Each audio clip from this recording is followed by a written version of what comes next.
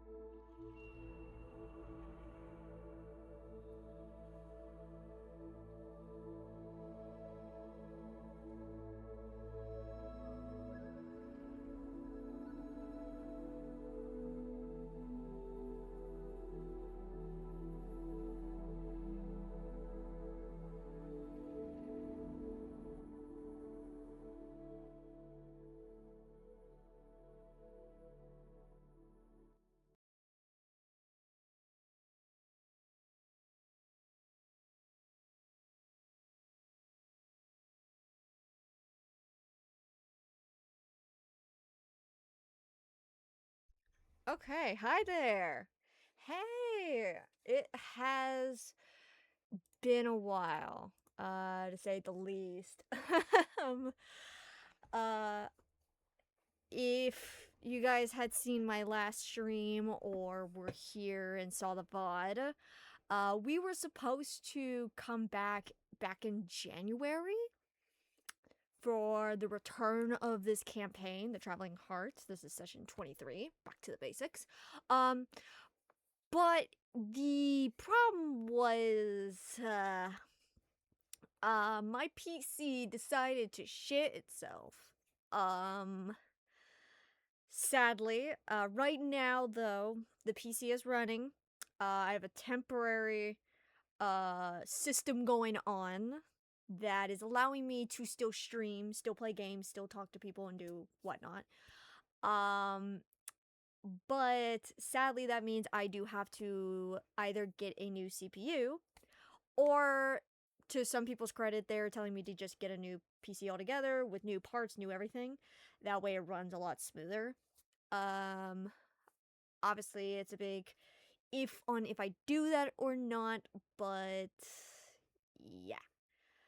But either way, I'm very happy to be back. I'm very happy. Hold on, let me close my door. I'm very happy to be back. I have been missing DMing, doing this campaign. I've missed having fun with people, being able to stream and show things and do whatnot, and to also show people this world that I created, just so people can go around and fuck with it, you know? Um, but yeah, today's session is not gonna be combat heavy, hopefully. There's not gonna be too many issues, hopefully. Um, so yeah, obviously there's really not much else to say besides thank you for the music that was used for today's opening stream, because obviously I'm not going to use it for the remainder of the stream. um so obviously in the pin comment for today's stream and hopefully on the VOD, please go and look at Bartify's YouTube channel. They have made some really good music, and I gotta be honest, I like it. I like it a lot. I think it's really good. The music selection for today was, I think, Elven music, uh, which kind of fits for today because of where we're starting off in. But yeah, hopefully you guys enjoyed today's stream. You guys have a good Tuesday evening, and whenever this gets shown, hopefully your day, whether it's a morning, afternoon, evening, night, I don't know. Some people are night owls, you know. Hopefully your day is going absolutely wonderful. And with that, I think we are going to move over to start the stream. Another big thing for anybody that is watching the VOD of this or is currently watching the stream, the setup is very different. I have made new changes to the welcome, to the end screen, and even to the D&D stream for where everybody's going to be. With that, here are the players, and let's go see them real quick. I gotta let them know that I'm going to be unmuting here in just a second.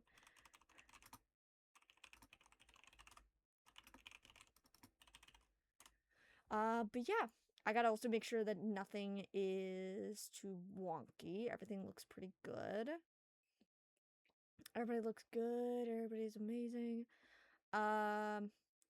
Also, please do not comment on the fact that some of this is a bit wonky. We don't speak about that. So, yeah.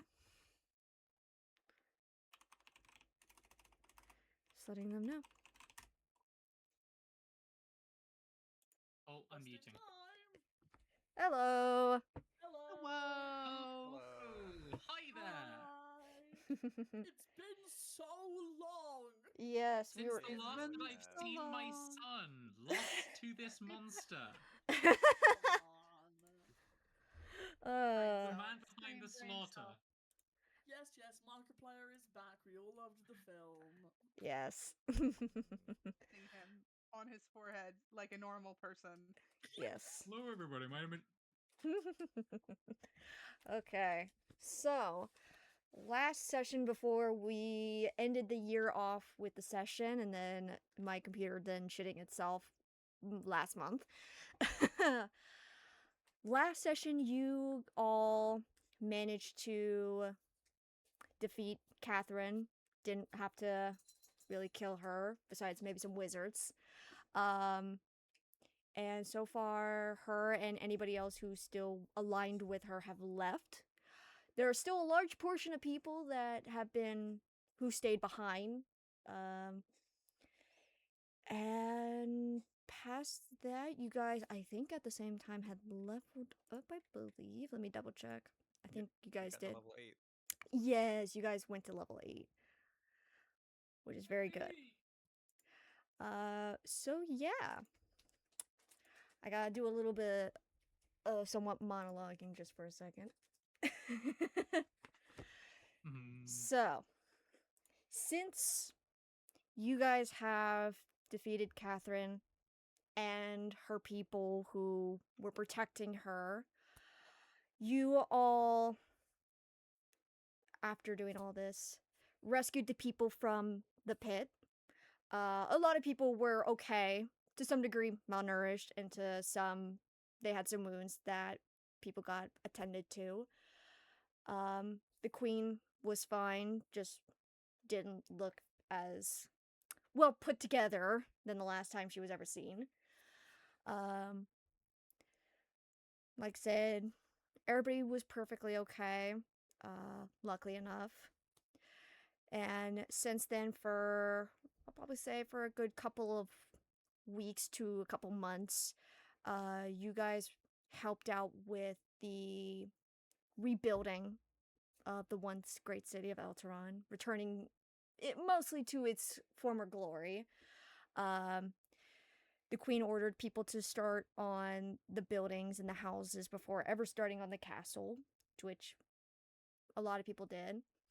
You guys also later discovered that there were people who were outcasted off to the side just a little bit, past the walls, and they too return, coming back and helping out with rebuilding, bringing back crops, places of business, such and such.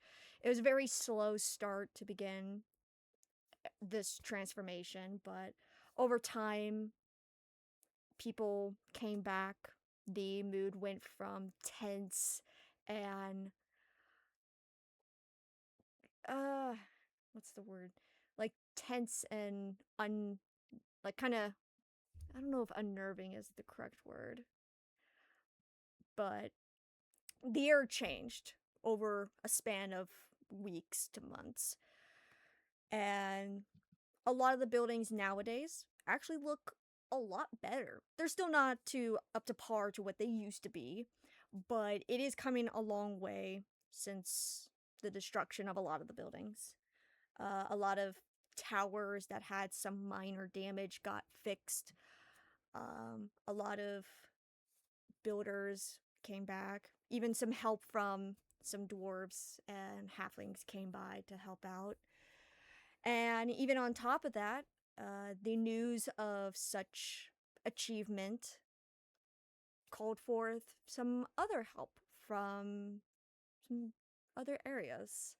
One being Sanctum sending some people to help rebuild, which was very helpful, especially seeing a bunch of Goliaths coming by and giants and whatnot coming by, carrying large loads of cobble and cobblestone and whatnot to rebuild areas. And like I said, over time, things started to almost go back to normal, but obviously with such a destruction and tyranny that happened, it's never going to be the same. For you, Auric, you were offered your position back. This time, instead of aiding the king, it would just be for the next ruling monarch. The queen does let you guys know that she is not going to keep running the kingdom any longer, and that she's actually going to have Rosalind step up. She is going to actually be the new ruling face of Eltaron now, especially since the queen is looking a lot older for her age at this point. Instead of for you, Auric, how you last remembered her to be this elegant woman who she had a way to herself that was both motherly but also ruling as well. She now looks a lot older for wear. Something that it takes a long while for elves to ever start looking like that. But it's starting to really show since everything has happened. And it's quite understanding that she wouldn't want to rule all this on her own, especially without her husband. But since hearing that Rosalind was going to now take over, they now had to try and rebuild the castle again. Luckily, with still some of the help of Sanctum, and now Atheibus coming by with some help, they have turned their attention to the castle now, trying to rebuild it, fix some structures here and there, definitely cover the pit that is soon to start, like, I'm forgetting how to say words now. They are now trying to cover the hold of what was once the pit now, and it's a hard task, but it's coming along. It's definitely slowly going back to what the castle used to look like, but this time, instead of the white marble chapel that it used to look, it's giving itself a little bit more texture here and there. Certain areas going from the white to now stone gray, and then completing certain holes with the stone. But with you guys, your attention goes from the castle to the beach. The beach was very popular back in the day. Festivals would sometimes happen there for different beings, different things that have happened. But with you guys and a small group of people, you guys are now cleaning up the beach, taking a lot of the somewhat destruction away from it to hopefully bring back more life and more sea life and wildlife back. And as you guys do so, the air is friendly. A lot of people are talking amongst each other. People are very happy to be doing this. People are reminiscing about the past and what the future might hold. People from Atheibus speak highly, hoping to see all this come to be what it used to be and how they would remember it. Making slight jabs at how Atheibus is mostly just a port system versus this place, which really didn't have one, per se. Or like, you would know that there was a very small port, but it was inside the castle where people would dock and bring items in. But not a grand port like Atheabus did. But as you guys clean the area up, finding wood here and there, deciding to just use that as firewood at some point, finding decay of food and whatnot, and deciding to just pile it all together and hopefully find a place to put it. Night starts to come for everybody. And in the midst of getting this large area debris free, you guys decide to take all of the firewood that you guys collected and create one big bonfire in the center.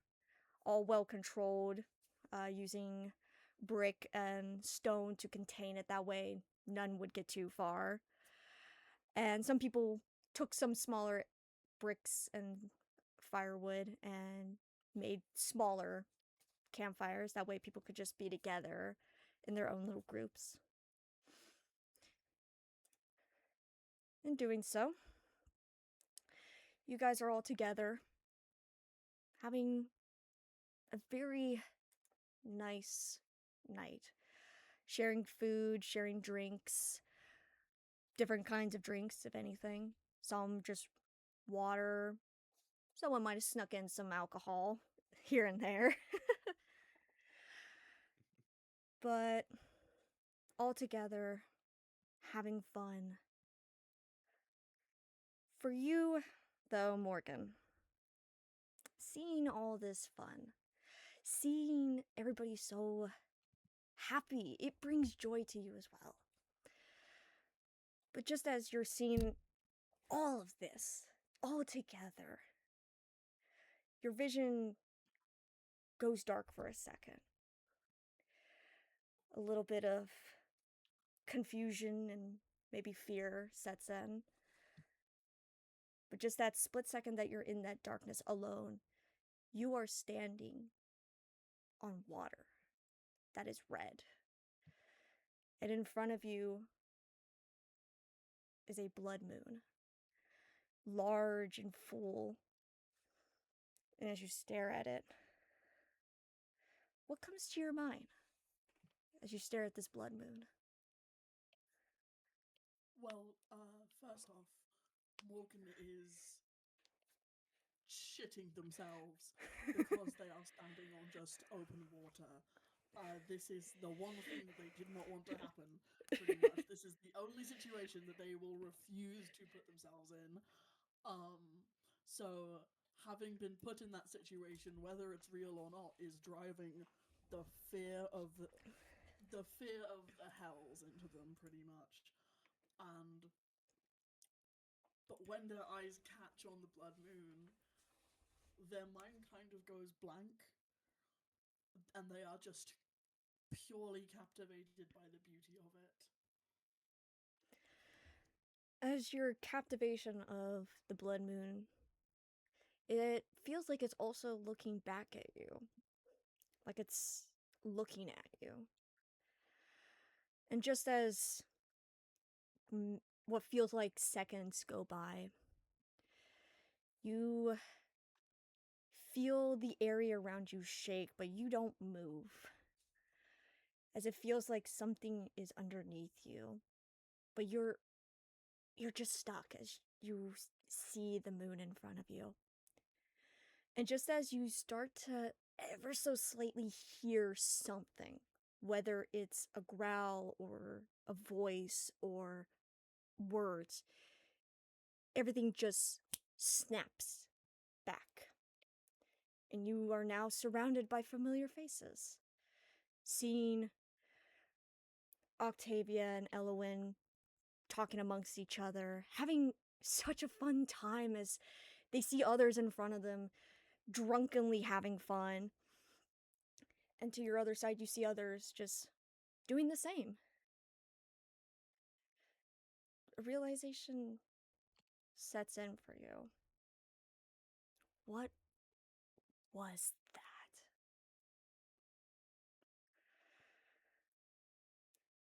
But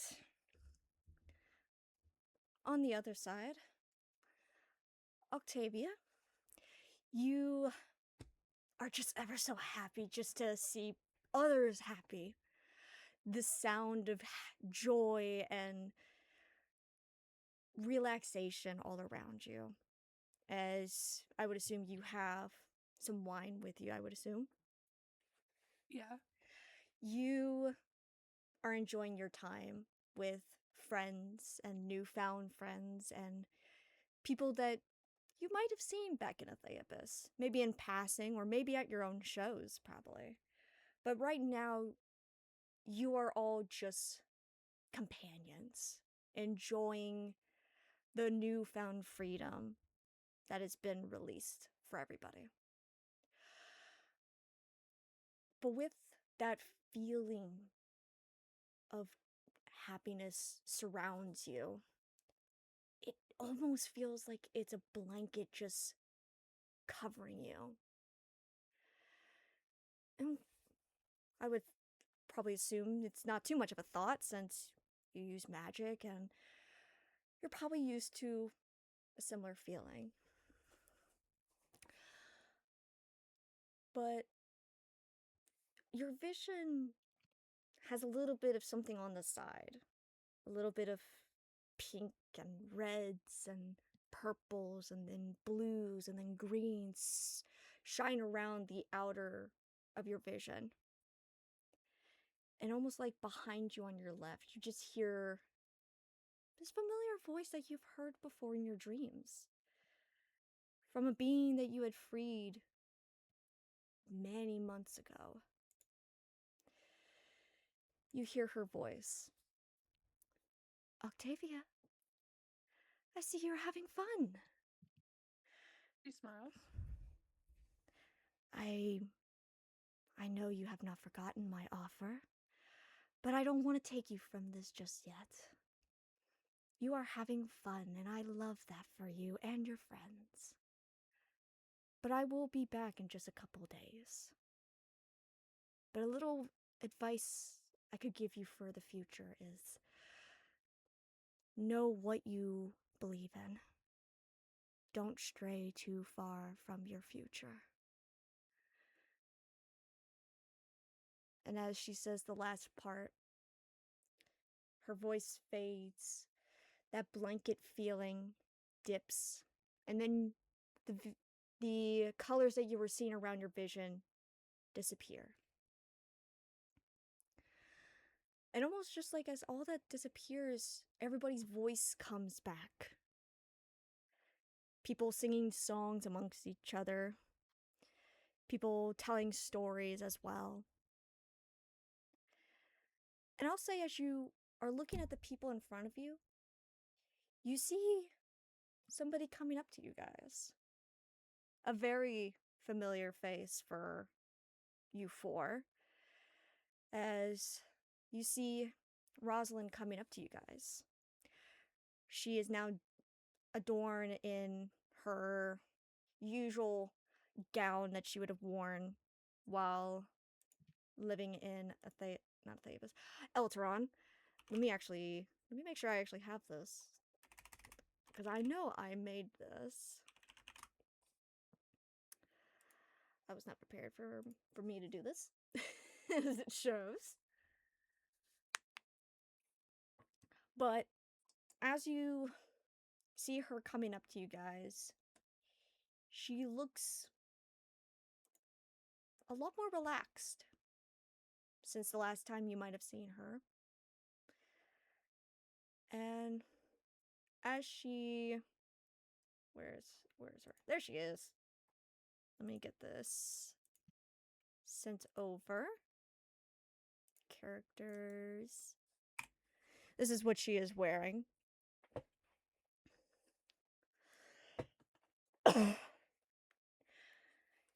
She comes up to you guys and greets you guys first, and then to the others. And the people in front, even though they're very much drunk, they try to bow to her as gracefully as possible. Obviously, it is not the greatest, as some of them fall headfirst into the sand. But she comes up to you guys and looks over to you, Auric, to you, Elwyn, to you, Octavia, and to you, Morgan.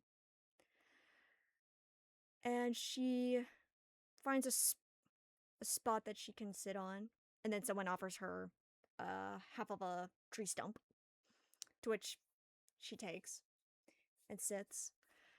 And she turns to you guys.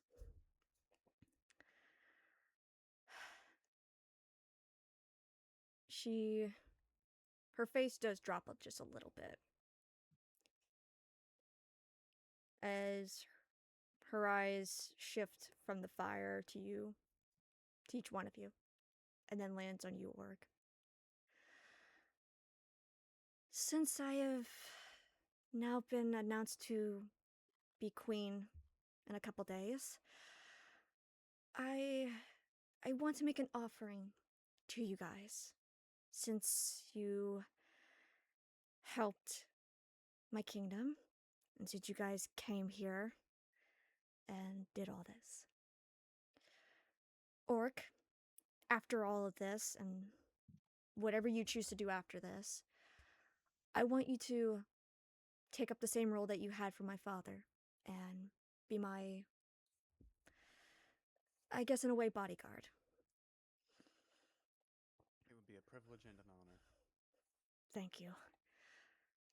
For all of you, at the same time, I want to try and make statues for you guys in the palace.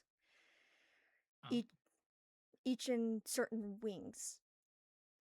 Previously, each wing of the castle was somewhat dedicated to something.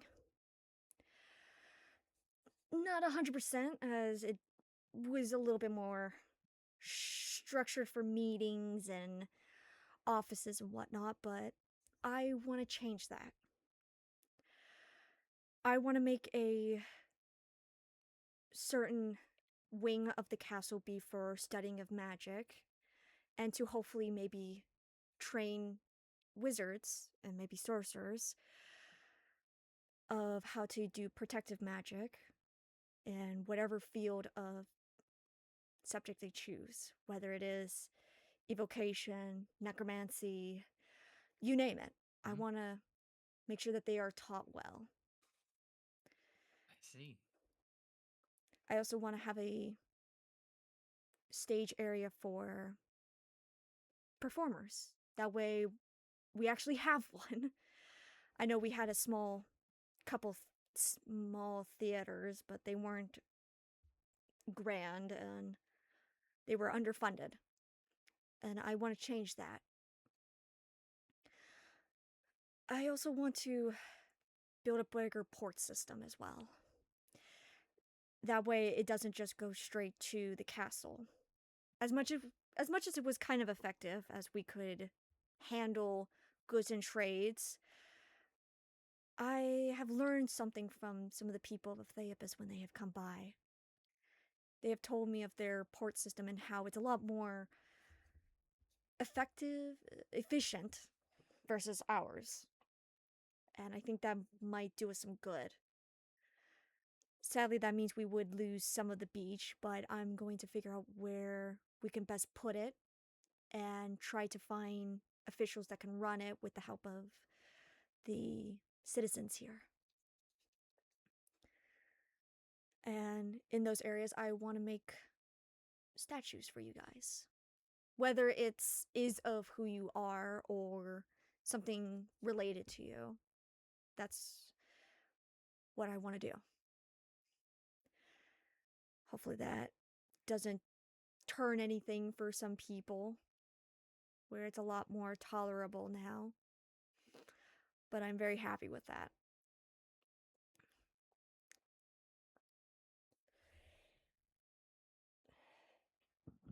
Excuse me.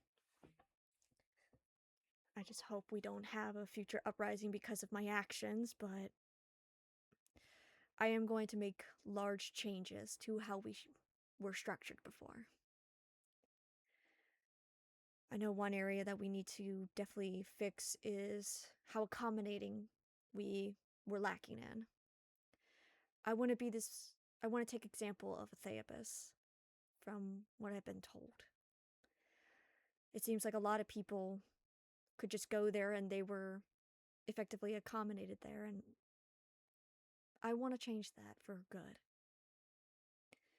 I know I can't fix my city's past, but I'm going to change its future for good. And build it into something grand, like it used to be. But in the correct direction, and not what it used to be. Sadly, it's going to take a lot of money, but I think we can make it work.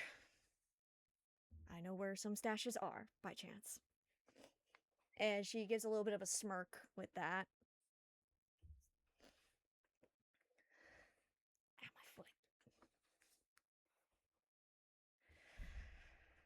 But in the meantime,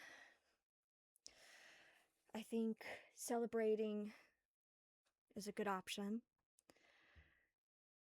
And then still keep rebuilding the town some more. Me and my mother are going to try and send out notches for stuff, hopefully. But I can't make too many promises for things, sadly. But life will go on. And with that, she nudges one of the dwarves close to her, and in Dwarvish, she asked him if he could hand her a drink. To which, in his drunken state, he is shocked that the princess is talking to him. If anything, it's very similar to how in Lord of the Rings, Gimli was given hair by that one lady that I can't remember, and how he was shocked. But Galadriel. yeah. But he very much eagerly hands Gave her, him 3. yeah, 3 strands of her hair. But he very eagerly hands her a glass of alcohol, and in very swift motion, downs it and then asks for another one. But into the night, people pass out on the beach, and completely up to you guys on if you also follow suit on just sleeping on the beach, or if you guys decide to find a home that you guys are allowed to be in. It's completely up to you on what you guys want to do with that. So Morgan is kind of like weird about the sea, but not so much about the beach. They love the beach. They will probably find somewhere quiet and like slightly hidden to pass out, just so like they're not disturbed by anyone. Okay. Yeah, you trying to find like a secluded spot that is nice. You actually do manage to find a small area that still needs to be rebuilt in this one cobble wall, but it's not too destructed that you can't just put yourself into. Yeah. But when you go into it, it's a fairly small little hole, not too far deep into the wall itself, and it is a rather cozy little spot. It actually has a small patch of grass that has been starting to grow there, and hanging below it is a little bit of, oh my goodness, I'm gonna get this so wrong on which one is up and versus down when it comes to stalagmite or I can't. Stalactite are Stalactite, down. the one that goes down. Stalagmite is up. Okay. So the one that hangs down, you'll see small amounts, like very small formations of them, but nothing that will Welcome hurt. back, Leanne. You left. You alright? I think she's Connection issues? muted. I will assume so. Ugh. Let us.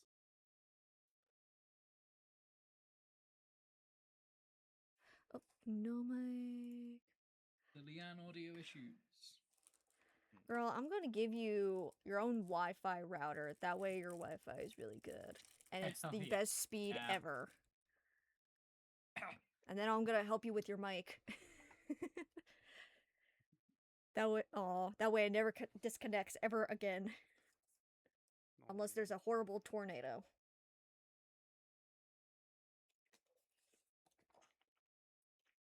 Yeah, we can wait a little bit.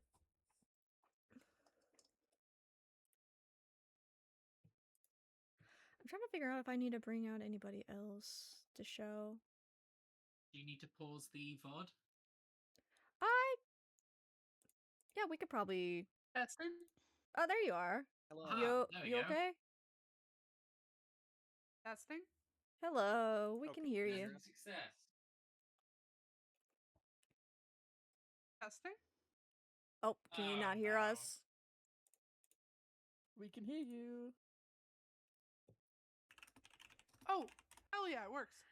Awesome. So you're all Hello. good? Can you hear us? Apologies, chat. My Wi-Fi is being crazy. Yes, I am good. I'm gonna Thank you buy for this. you. I'm gonna buy you new Wi-Fi, like a new router, and then I'm gonna get you an extender. Oh, I could not accept that, but thank you. I have an extender. I don't know why it's not doing its job. Yeah. How much have you missed, by the way? I Oh. was at You are cutting up. Yeah. You're cutting up. testing. Hello. Hello. Sorry, you were. Hello. I was at the statues. Yes. Okay. Yeah, we didn't hear you from past when we were talking about the statue, so I just wanted to know if you were quiet or just connection issues. So, how much of the statue stuff did you hear? Or was it just at like a certain point?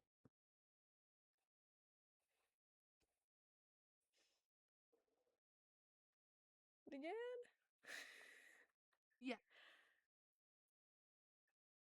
Oh no. Majority of it, You're still cutting out. Let me please. One moment, my family needs me. Sorry. You're all good. Don't be sorry, it's not your fault. Yeah, let me see. I wish I had a screen for this, but I'll just go back to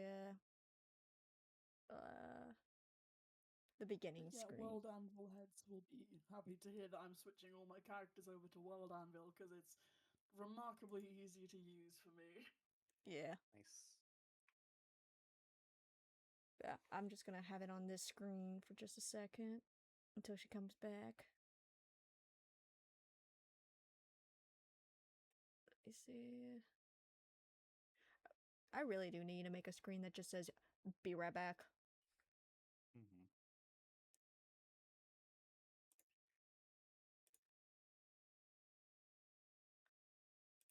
I also don't know how to pause it. How do you pause it? Oh, I guess I could just mute.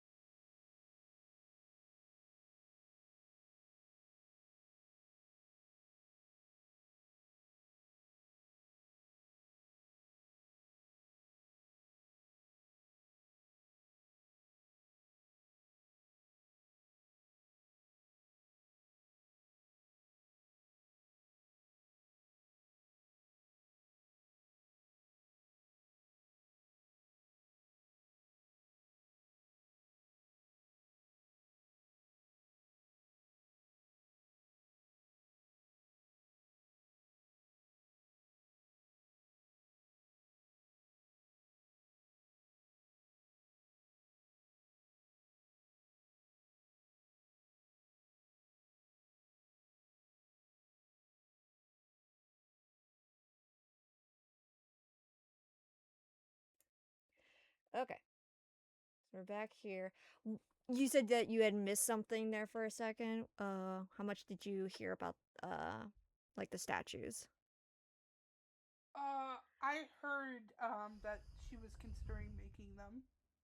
Okay, did she like say like the wings that she was gonna do them in, or was that like the last thing you heard? I believe I heard that. Okay, so you heard that she was gonna have like one that is dedicated to like magic for wizards and sorcerers, and then one for theater, and then one for like to make something for a port system, since the only one that they have is to directly to the castle. Sounds sound about right? Yes. Okay. Then the last thing was Morgan was going to went into a like it looked like someone had made a hole into a side of a cobble wall for the beach, and they went over to that area to sleep in, as it was a little bit more secluded from everyone else. And it was just seeing where everybody else was possibly going to sleep, whether it was on the beach, like with everybody else that's passing out, or if they were going to go find like a house that they could go into for the time being.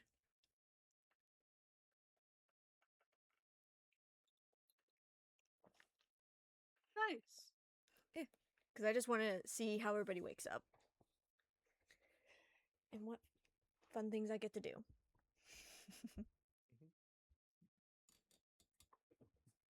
Yippee. Yeah. Yay.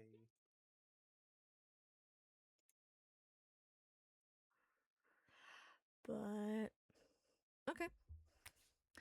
For Octavia, Elwyn, and Auric, do you just choose to just fall asleep on the beach like everybody else is, or is there like any specific area that you choose to fall asleep on or around? Thinking. Do that. I'm gonna get my dice out.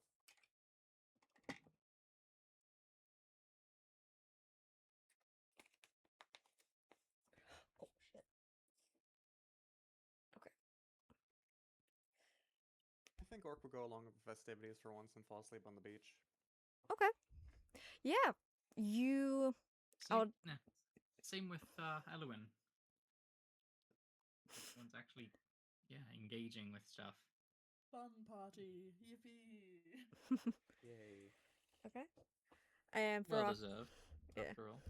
Yeah, especially after everything that you guys have been through and have been able to bring back from ruins to now. And then for Octavia, do you follow suit? Just fall asleep on the beach? Yes. Okay. Well, she would trance because she's an elf, but Ye- yes. Yeah. But you all find your place to rest with everybody else. Nothing overly eventful happens through the night. Everything goes really nicely. As you guys wake up, I know for Auric and Octavia and then some of the other elves, you guys wake up far earlier than everybody else. But even as you guys wake up before everybody else, the night is still calm. You guys are able to see the stars in the sky. You see certain stars just a little bit brighter than others, which you can maybe guess if there's other life out there, possibly. Who knows? I mean, we don't know if anybody built a telescope yet. Maybe. Mm-hmm. And as everybody else stirs when the sun starts to rise, and everybody comes together to figure out where to take the remaining of the old firewood, along with trash that had been piled together, a large group of people decide to take it to a spot near the entrance of Eltron. just to keep it somewhere else that's not on the beach, and especially in an area that is still yet to be rebuilt yet, besides the houses that were not destroyed. As you guys continue back into the city, just to see, like, okay, what else is there to do, you see everybody coming together, talking amongst each other. Some people openly just trading amongst the people, trading goods, trading offerings of service. You see a large group of people heading into the castle to go back to work. You even see some of the giants that you can only ever so slightly think that they might be related to Wolfgang back in Wolfguard back in Sanctum, but it's a little hard to tell besides certain facial features that match very eerily to the other one.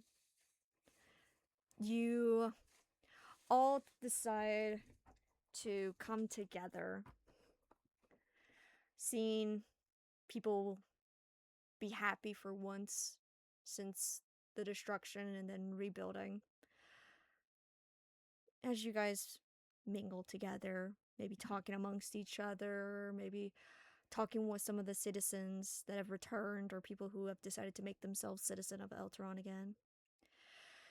You hear in the far distance, coming closer to you guys, of horses and what sounds of a possible carriage.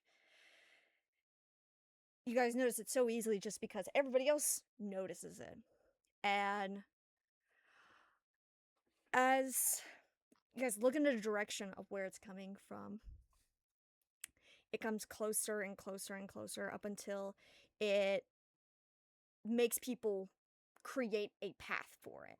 Basically forcing people to go to a side, whether it's left or right, or someplace, hopefully not to get run over by a horse.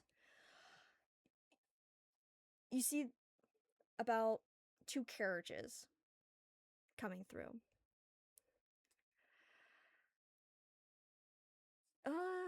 What is it? I'm trying to think of what it would be. Could you guys give me an investigation roll just real quick? Certainly. Yep. Absolutely. Of course. Ooh, nat 18.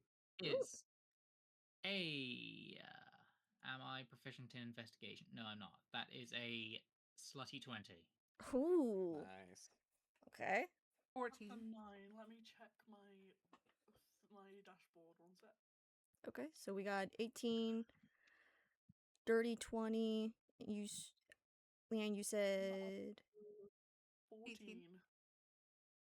Hold on, I heard 2 numbers. I hear a 14 and an 18, I think. Yes. The 18 was Leanne. Okay, and you were the 14? Yes. Gotcha. All of you, Morgan, in the case of you, you've seen carriages before. You have no clue who could have possibly have ever had such a beautiful carriage like this.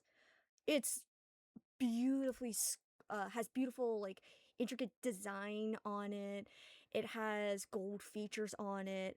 Even the horses are beautiful, purebred as well. One is like, it has white with brown spots on it, and the one next to it has, like a grayish, coat pellet. And then the other ones are like a white, and then the other one is like a brown with white, spots on its, backside. But the carriages is really pretty. But you don't really know who it belongs to or why it's even here, as you've never seen it before. But it belongs to someone with money. You know that. For you, Octavia, Elwyn, and Auric, you three see this carriage. Auric, you have seen this carriage before, as it has come through here in the past, mostly to host certain individuals into Elteron, but it hasn't been very frequent. Besides what happened with Catherine, but even before that, it was not always common here to see it here. But when it was a big deal. You, Elwyn, while you have not seen this carriage in your own place, you have heard of the person who has a carriage just like this. Your own family wishing to have such a grand one just like it, and so you guys would probably mimic it just a little bit. But to your own flavor, though. To kind of one-up it just in your own way. Of course. You... No less. Yeah. From You... the Merwood family. Yeah. For you, Octavia, you recognize it so freaking well that, like I said, Oh boy. for you, you recognize it just so well. You've seen Uh-oh. this. You know who drives this. You know who has such a beautiful carriage like this. Yippee! My goodness gracious. I am so excited. And before even the words of who this is comes out, you see it stop before you guys. The doors swing open. And out comes... Well, you know who. The man, the Now myth, you the can legend himself. confidently walk Boy. into Admiral Radio Store. Whoever has access to the soundboard, now's your time to shine. Soon you'll be able to walk into your Admiral dealer's store and confidently buy the style radio. Oh my god. It's him! Yes. Yes. You see the very familiar man that had once greeted you back in Sanctum. This time, instead of anger, he's trying to hold himself together just a little bit. Trying to not reveal too much of how he feels. Oh, of course. He's stopped playing his cards. Yeah. But you do see his lackeys behind him. One who you have made communications with, trying their hardest to also not give out how they feel, but it is too glorious on their face to ever try to hide it, so they try to hide behind him. But as he steps out of the carriage in front of you, he looks around to his left, to his right, even looks up at the castle itself, soaking in everything around him. And you can almost see that he's thinking, calculating something in his head. It's hard to tell. But then he makes eye contact with you, Auric. With you, Elwyn. With you, Morgan. And then directly to you, Octavia. And he crosses his arms in front of his chest and kind of leans a little bit to his one foot just a little bit as he looks at you. Before he can even get a word out. Here behind him. So this is where you've been, now is it? He smiles. I can see Hello, you. guys. Yes, it's hello. It is wonderful to see what you have done here with your little friends. I don't think I've ever seen Elteron this, horrid before. But it's also looking a lot better, I guess, than when it used to be. And just as she starts to try and say more, he puts his hand in front of her. And then looks over, giving a look that just says, quiet. To which she does. And kind of scurries behind. And he goes back to looking at you. So this is where you've been. Octavia? Smiles. Yes. Even though I did not want you part of this. But I can see Well, you're you see, I can see you're not hurt, so that's good. of course.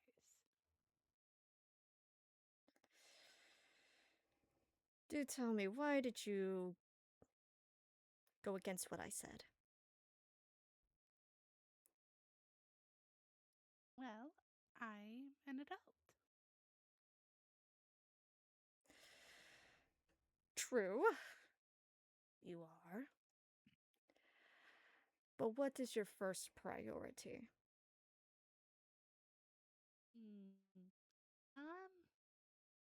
Having fun. He takes it aside and just chuckles to himself a little bit. I guess in a way, having fun is part of your first job. You're supposed to be entertaining people at the playhouse, not scurrying around and getting yourself into danger, almost ending up with a scar on your face, or a missing limb, or worse, death. At least he acknowledges that death is in fact worse than a scar on her face.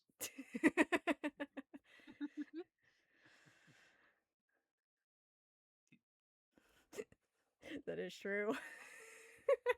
It's like- Congratulations, you met the bare minimum.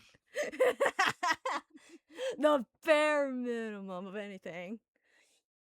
In a way, you didn't die. You know, a scar is not what I was looking for. Are you done playing pretend now, Octavia? Are you ready to come back? He goes, no, I don't think I am. And why is that? I'm having a good time. You are. But wouldn't you have a better time with this opportunity that I have? I sadly had to come all the way to here to tell you.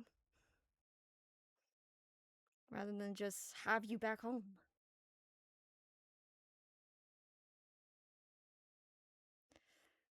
They're putting on a new play that I think you would fit perfectly for. One that they have not even done at this playhouse in, what, hundreds of years, thousands?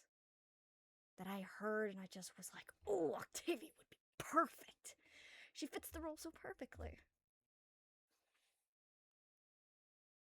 And yet I still had to come all the way down here to find you.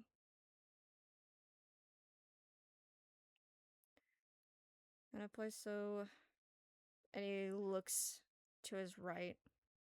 So destroyed. Not the place that it used to be.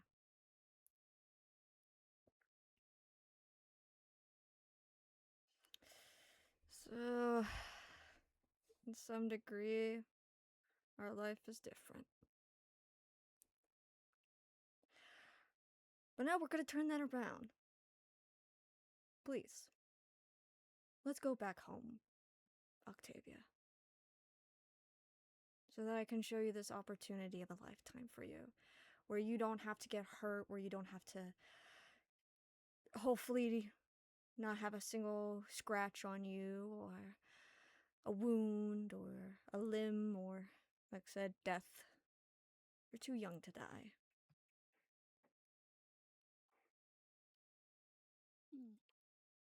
Well, what if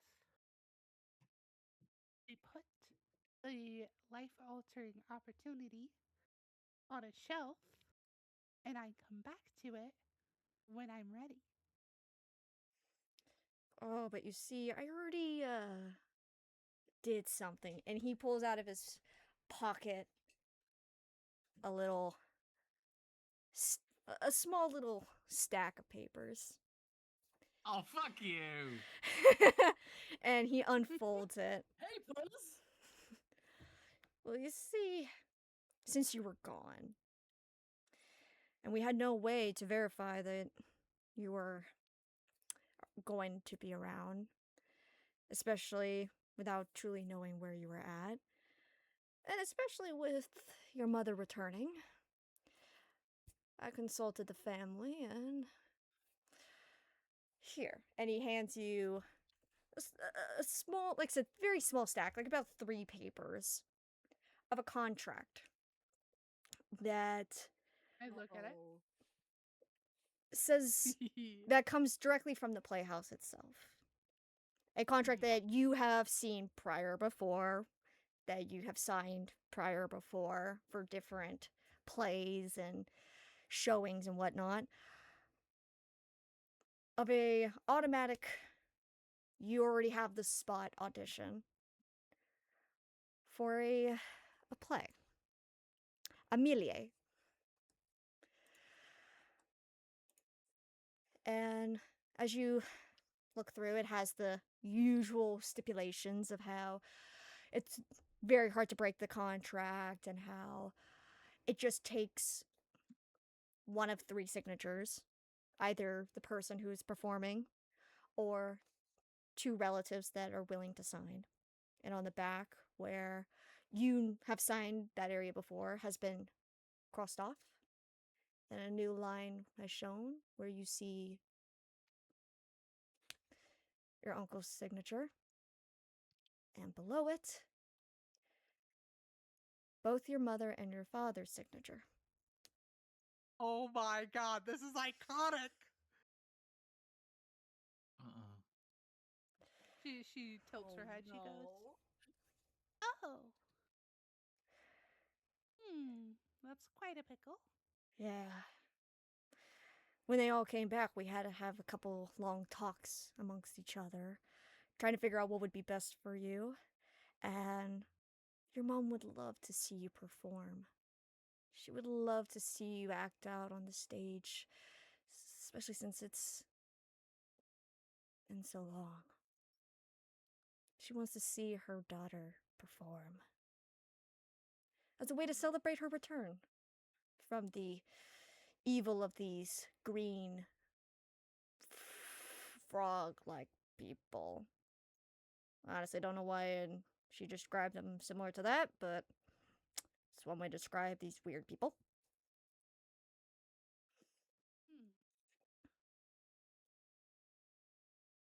Well, it's very interesting that you guys went ahead and signed it without me, but Of course. I mean, like I said, we I didn't don't know what was going on. understand how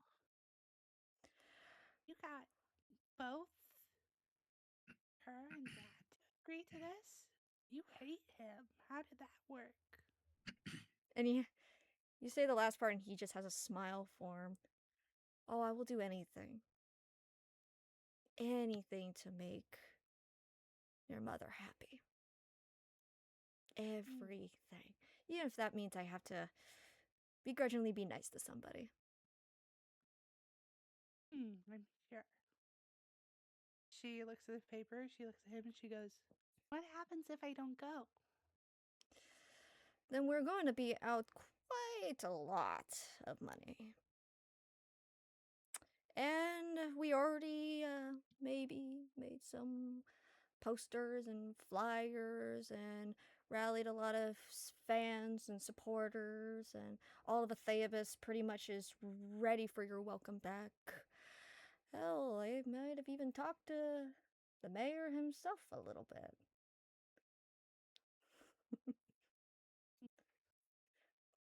That's an awful lot of planning for something that you don't know is going to happen, unless you're pretty confident that she's going to go back with you, which I'm surprised you would be. He looks directly at you. I have a large influence on people. It's so grand that even some of the peasant folk listen very well. That's pretty rude. Oh, it's the nicest thing I Iconic. can call them. There's far worse that if you I ever love go up Traveling north. Hearts, honey. If you I've go, heard them Traveling all, Hearts, honey believe me. takes no prisoners. I love him. I've heard them all, Mr. Honey, believe me. Oh, so you really are? Sorry, I haven't really had access stably to a radio since I was little. You're really that guy from the radio? Oh, absolutely. My influence is far and wide. I hope no one ever. I hope none of your fans ever meet you. I remember occasionally listening in while I was younger. I am shocked that some of our radios have gotten very far. They very much have. Wonderful. Evidently. I love it. I love knowing that my influence is far and wide. Sadly, there's still one person that won't agree to it, but it don't matter. His people are too weird for me anyways. Whoever that is. Some sounds people... like you have the right idea. You don't want to mess with the people past the mountains. Can't even get a Can't say I've carriage ever- there. I can't say I've ever heard of you myself. I suppose this is some of what I've been missing out on. I've tried getting some radios in the castle. They don't really seem interested, but some of the people around here, I know some of them have them. Some of the taverns. Either way, my influence is large and wide, and Octavia, you don't want to make your mom upset, do you?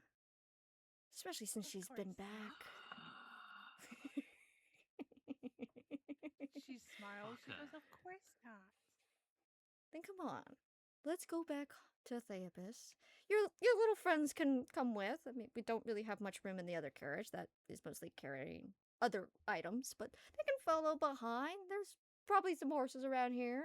Probably not of greatness of ours, but either way, they should work perfectly fine.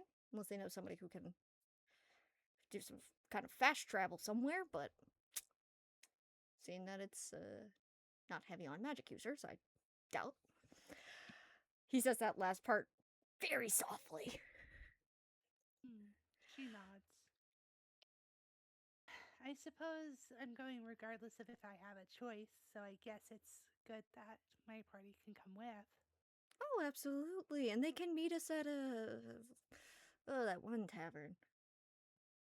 Fire Ganassi guy. Him. Maybe- They can go see, we can go meet there. Maybe you with us? I don't know. I'm sorry. Maybe Octavia could stay with us, considering, she's our age. We might be better company for her. He just looks over back at you. Not saying too much for just a second. And then back to Octavia, and she's like, well, if you're gonna come with, you might as well just get in the carriage. I got some stuff for you. I got some food and some sparkling water as well. And I might have a letter for you.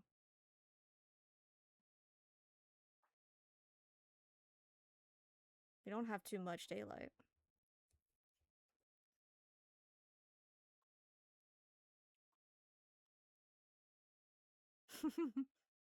Who knows? There could be.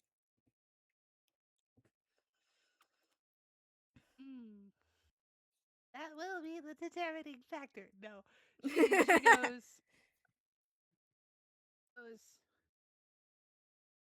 if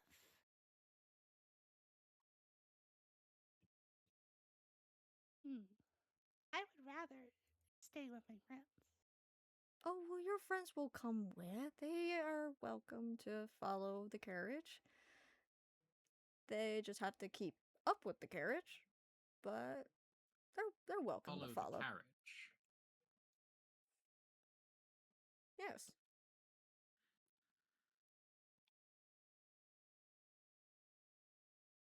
It won't take us too long to get back to home with the carriage. You're disgustingly wealthy. Why can't you find us a way home? Or to wherever you call home? Well, I assume these people very much well like you. They probably will offer you anything.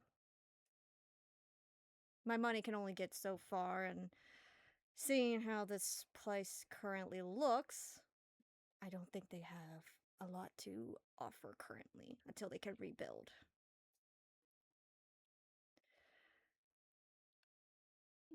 I don't see why you can't empty the other storage one and put the storage on like a cart, and then they could take the other one, and then the cart could follow us. Well, I would have to talk to them.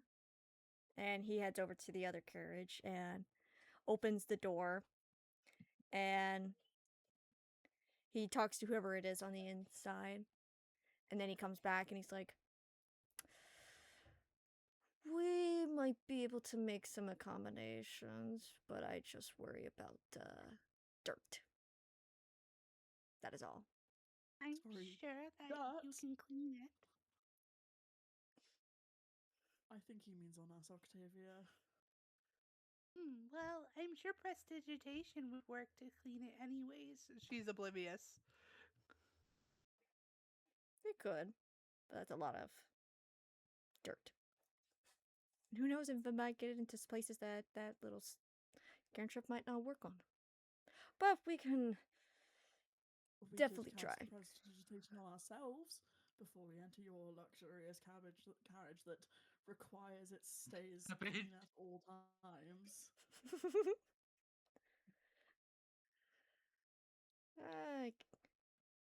I guess. And Uh, he goes back over and goes back to talking to whoever it is in the carriage. And they begrudgingly try to find a wagon of some sort that will carry it. And luckily enough, there are people that offer. Some people actually offer some of theirs that they have. And with a forced smile that Octavia, you can definitely see is forced, he loads some of the boxes that were in the other carriage and place it inside the wagon. And to the people that he is borrowing this from, you see him actually pull out 3 platinum to them, to which they just look at it and just go and have this wild look of having platinum in their hands.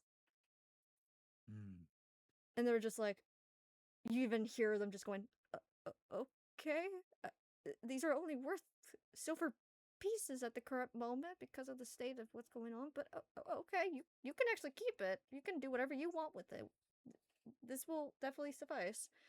To which he, like, nods very courteously to them and turns back to you guys. It just goes, "It is now free. But please try not to dirty it up too much. Please and thank you." I'll take Morgan makes a extra show of. care. Morgan makes a very ironic show of doing prestidigitation on themselves and anyone else who's going to get in that specific carriage.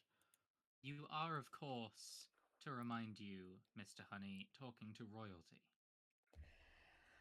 Yeah, she's a princess. I can definitely see that. And I'm also shocked on you being here, but I've heard a couple things since coming through here and hearing of rumors, so knowing that another princess... Diplomatic missions. Yes. But hearing that another princess has decided to help out with all of this, and he even, like, makes a showing of, like, twisting his wrist to be like, all of this. It's like, is quite a heroic gesture. Of course. Well then, we must be getting on our way. I will make sure that the other carriage following behind keeps up to pace. And you see him turning to the person steering it, and in Elvish, he would tell them to keep up as in the best way as possible. as now the load is a little bit later. And he opens the carriage, both carriages a lot more wider for all of you. And it matches on in both sides what the inside of this looks like, but you see nice, rugged, white, kind of like carpet on the inside. The seats are this satin red, and in both carriages you see pillows, very small pillows that you can either put your head on or just kind of hold on to it. In the carriage that the three of you are going in, you do see that there's still a couple boxes, small boxes, that were left behind, as they really were very tiny, like handheld boxes. Most of them written in Elvish of what they contain. One mostly containing just excess food, and another one something that doesn't quite make sense, as it just says flour, but not in the like cooking flour, just flour as the plant. But taking a look at it, you notice that it's bolted shut, so trying to pry it open would be extremely difficult. Oh, goodness. For you, Octavia, seeing inside, you see the normalcy that you have seen before and been in. But in case for you, you actually see your spot that you always would sit in has a letter on it that is addressed from both your mother and your father. And you also see in a little makeshift cup holder a keg of sparkling water, and next to it you see plates, a small plate of different fruit on there.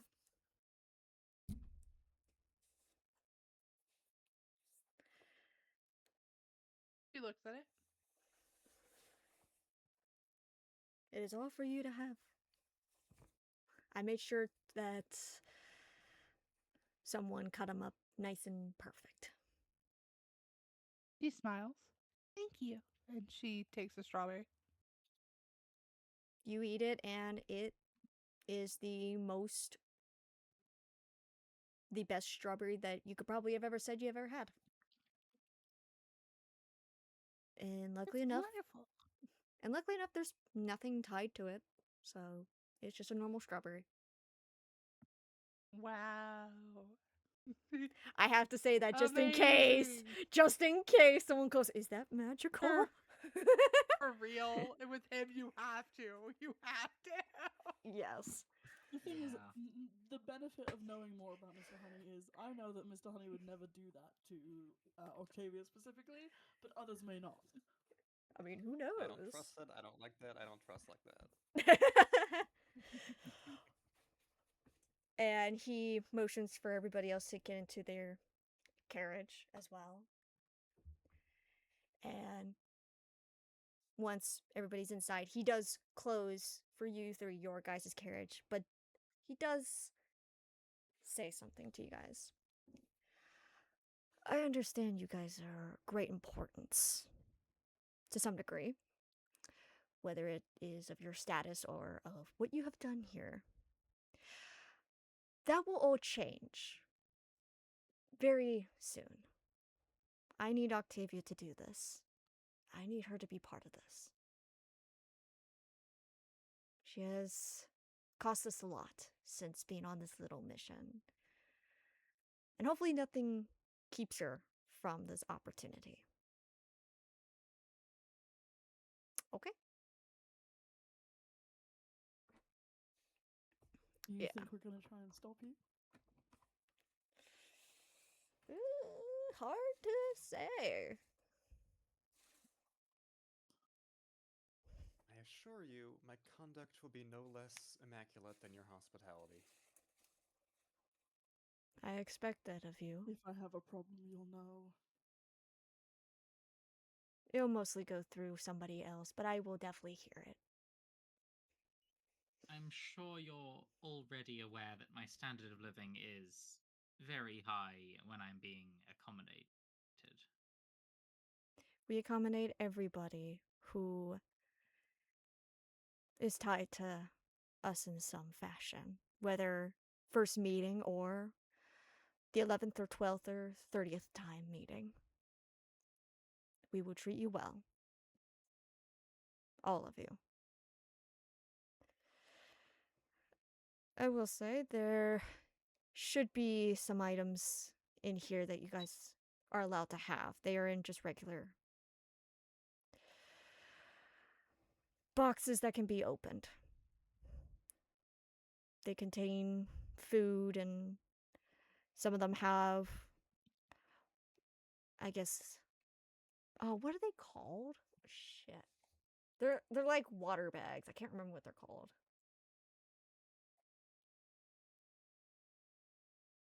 Shit, I can't remember. Shit, not that one. If I check here, hopefully it will tell me. Inventory, do I have it? Do I have it? Do I have it? A water skin. That's what it is.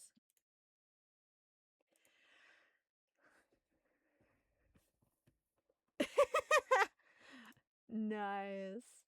That's perfect. But he does say there are some water skins in certain boxes as well. You are free to have them as well. Just make sure to put them back in there. That is all I ask. And try to not make too much of a mess with the food. Very generous of you. It is my pleasure. Especially with your ties to Octavia. Okay. And he just about goes and closes it when one of his little assistants hops in and sits in one of the other benches, trying to make himself just look a little small as to not take up too much room. And with that, door closes, and he something all good. Weird. And you No, hear us, but though. can you hear us though, Leon? Damn it. Octavia.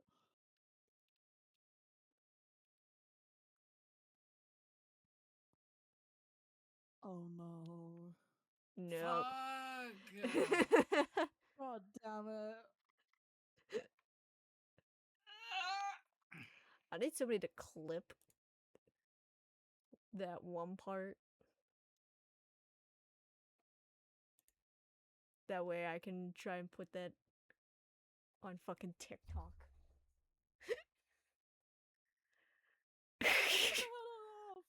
Oh no. I will be right back. I'm gonna go get more to drink. My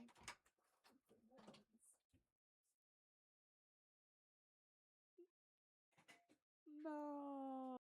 Tragic. Fuck.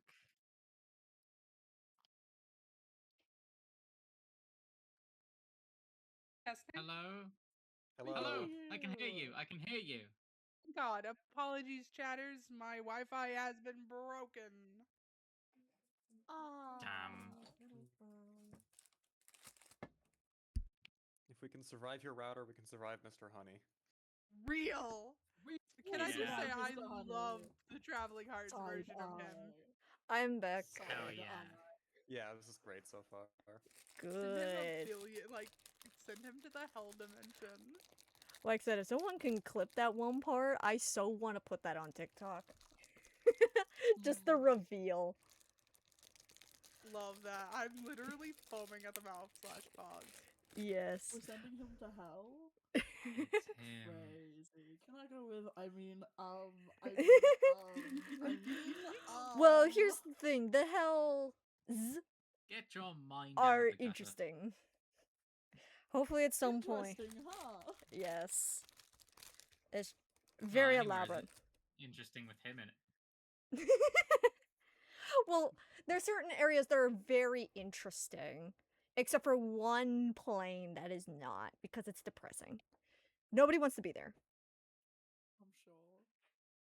which I'm But never what taking if you anybody. were there with scary radio man? Yo, the Testing? radiant demon? Hello. Testing, success. Hello. On God, it literally flashed red and then green again. No. Basically, I was saying, we're sending Mr. Honey to hell. Send me with. I mean, and then we went over how the hells are interesting. Oh yeah, they're very interesting. I don't know if I have But anything yeah, so written about that. she's in the carriage, she's eating the strawberries, we're having a good time. My internet will stay true, right? Surely, right? Surely. The other three have been joined in the carriage by some guy who seems to be sitting making himself small in the corner. Morgan's Yes. gonna bother him. Sorry, I hope you're paid enough, mate. I'm somewhat paid decently. I have my own apartment actually. Sadly, not well furnished, but it's pretty good.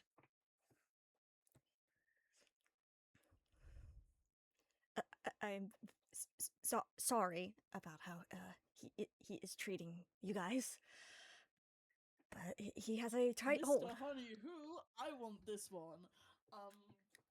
Morgan smiles, and is Yeah, I like, can tell it's not Chrissy. shut up. Morgan smiles and goes, so, how are you treated at your job? What do you do? No! Oh wait, that was 4 minutes ago. Sorry, I looked into the last message that Leanne sent in no mic. It caught my eye, and I was like, no. But yeah. Yeah. Morgan's like, how are you treated? What do you do? I keep track of documents. Something similar to a receptionist. I'm still Interesting. I'm still very new. I usually don't talk often, as you can see. Are you alright? Bad Wouldn't a stutter. receptionist? Isn't a receptionist's job usually to talk? Well, you said you deal with documents, right? Sort of like a receptionist, like a kind of archiver of some kind. I see. Yes, that is what I do. I work below the other receptionist, as I have a bad stutter. Oh, I'm sorry. What's your name?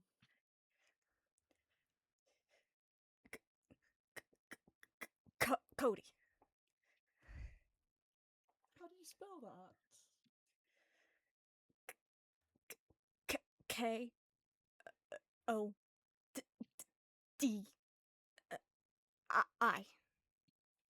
Thank you. And you see Morgan write down on a little piece of paper. They've been making notes since they got a bad vibe from Mr. Honey, pretty much. And so they write that down, then fold the piece of paper up and put it in their pocket and go, "Are you paid well?" I'm paid pretty well. Still starting off, but it is livable. Why do you work for him, if you don't mind me asking? You could say desperate to be harsh about it. What if you were kind to yourself about it? Then I wouldn't have a job. Sally. Ah. So, it's kind of last resort, almost. Yes.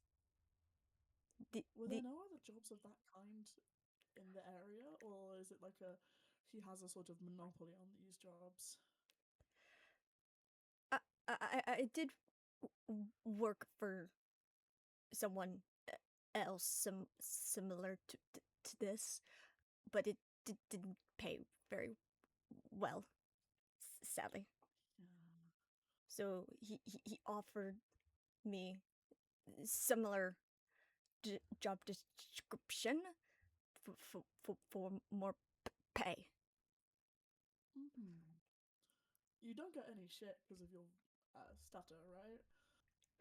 Because then I would have to, unfortunately, as much as I respect Octavia, beat the shit out of this guy. Usually, no. It's usually from some of the other people, but never him. Typically, All right. at least that I know of. Morgan takes out their paper and their writing implement again and goes, "What are these people's names?"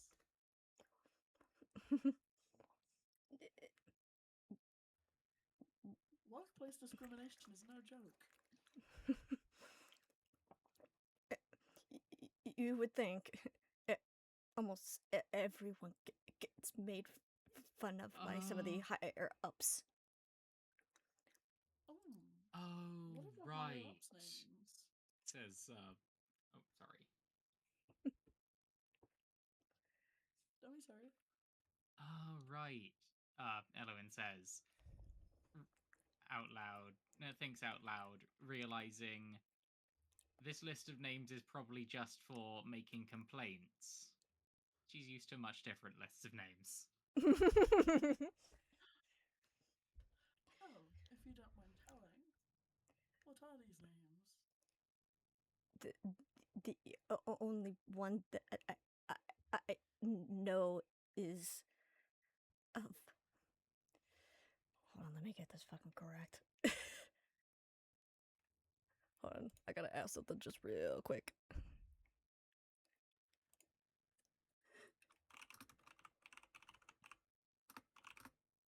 Hee.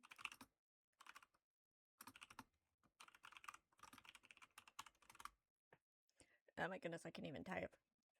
Also, I hope the stutter is okay. You're good. Nice. It's cool. Damn it. I get really bad with this. Sorry. You're good. Damn it. You're doing it is making me do it. Somehow being bad can help me not do it. But I struggle really badly with a stutter sometimes. Yeah. Yeah, and usually if I ever have a panic attack, I also have a stutter. And when I was younger, I had a stutter as well. And even still, it happens sometimes. Mine's much more pronounced recently. Yeah. Yeah. I had like a quasi stutter when I was younger. I would hesitate a lot. Yeah. That's why I have to stop myself if I'm trying to figure out a word. That way I don't fuck it up. Because I will. That's fair. Yeah. But I feel you there. yeah. But he basically, without having to do the stutter, he does say Christy is one that he has to deal with the most. Interesting. Oh. But Morgan doesn't say interesting. Oh. Morgan Oh. nods and writes that down and goes, "What does she do?" She is his right hand man. Morgan nods. So, you'd say she's the second most important person in your little work group? perhaps? Very, very important. Interesting. Oh. How easy is it to become friendly with her? Shall you say, is she very closed off, or is she talkative, or is she horrible? It's very hard to be friendly with her, with how she talks to others sometimes when he's not around. Interesting. What? Hmm. To face bitch. Wow, that's rude. Iconic. Uh, This is fascinating because Chrissy? this is actually honestly fascinating because this is not, let's say, like the This is character traveling hard, named Chrissy. This is not Iolo. like this Yeah. is not Yeah, main canon, Chrissy. yeah. Yes, this is definitely This a is not version Tiki of Funny her. self-insert Chrissy.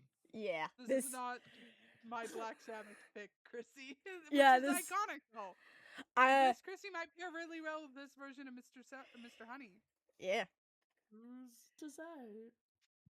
I'm turning her more into a kiss ass to Mr. Honey so that, Oh, she totally is. Yeah. That's still canon. and by being a kiss ass means kind of being an it's- ass to lower So people. it's her without any therapy. Got it. Yes. Perfect. Morgan knows exactly what to do. And Morgan nods and goes, mm-hmm. And you see them watch out the window as the landscape goes by, and they fold their paper up again and put it in their pocket, and they put away their writing implement, and while they're still looking out the window, they go, "That's all. I'm sorry I have to work for such an asshole." It could be worse. The people north are, and you see his mouth trying to figure out if he wants to say jerk or jackass, but he lands on just saying interesting, to say the least.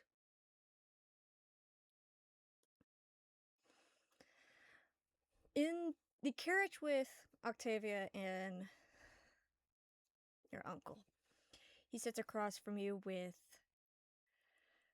two people that you're very familiar with, as they kind of just take in the surroundings, watching as the trees come back into view, as the landscape of openness changes, and as it goes from smooth to rough terrain for a moment before getting back to a much smoother part of the land.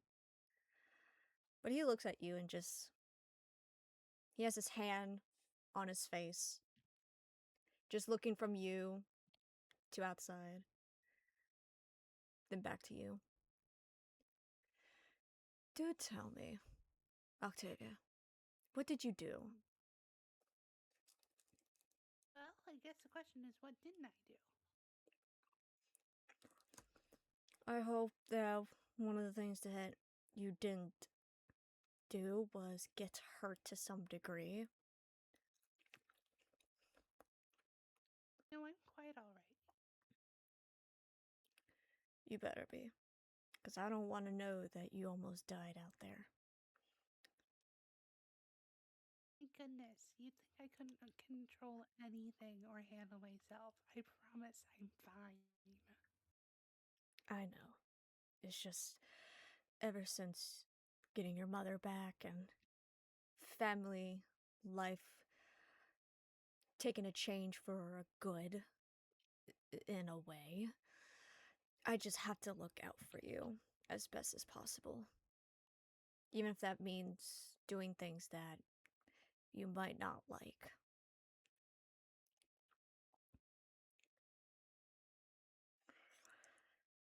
But He nods. But do tell me, what did you do in Eltaron. I must know. That way, if they ask, I can make it out a little bit nicer. I supported my friends in Eltron. That's all they need to know. And there was nothing else. Nothing I could think of.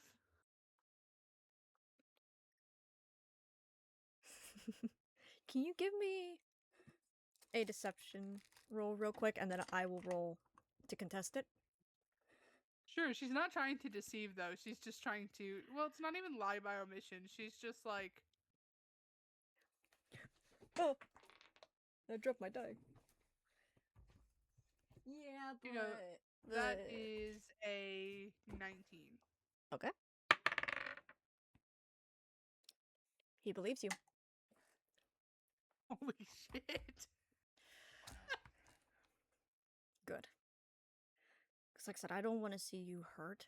I don't want to see you dead at all. I don't want to lose people I actually care about. You know. But I do think this will be a great opportunity for you. Young Octavia back to return for a grand reopening of a play that has never been done before, kind of thing. And so You read that, or your PR team did? I had to convince a lot of people. But a lot of people have been looking for your return. The Playhouse had to sadly kind of go for, in my own opinion, less than perfect actors in your place. Even though some of them did okay, I can't argue too much on their achievements, but nothing will ever amount to what you can do. Nothing. You smile. You try. Good. So,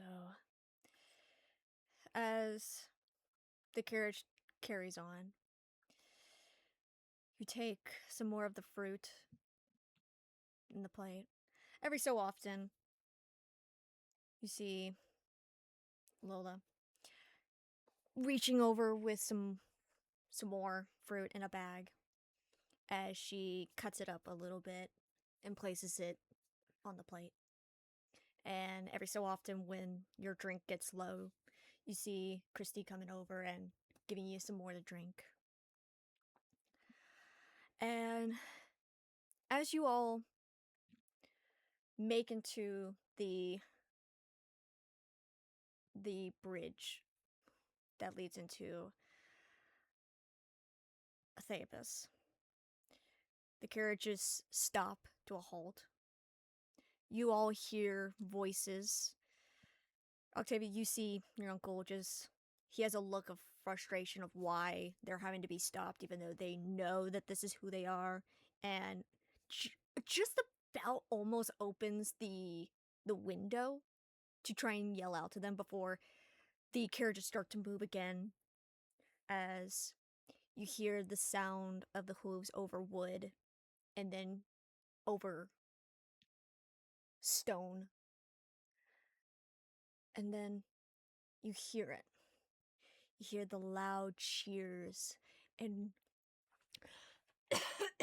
ugh, not that. But you hear the cheers and the celebration and the noise rise as you hear people talking and saying congratulations and welcome back and such that it almost becomes slightly muddled with how many people are talking. The carriage slightly slows down just a little bit. And your uncle, a little bit more ticked off, but He fixes himself just a little bit, fixes his outfit, smooths his hair just a little bit. He opens the door just a little bit, that way he can peek out. And you hear him call out to the people as he goes, "Yes, yes, we are back. Now please make room for us, as we must get to the playhouse. You cannot cause much delay. So get!" And you hear the cheering die down. And you hear footsteps of people shuffling amongst each other. And he closes the door. And once again, the carriages start to move as it heads slightly up just a little bit. And then makes a couple turns here and there. And just before you know it, the doors swing open for everybody. You see people bringing out stools and hands as they offer their help to get everybody out of the carriage, safe and sound.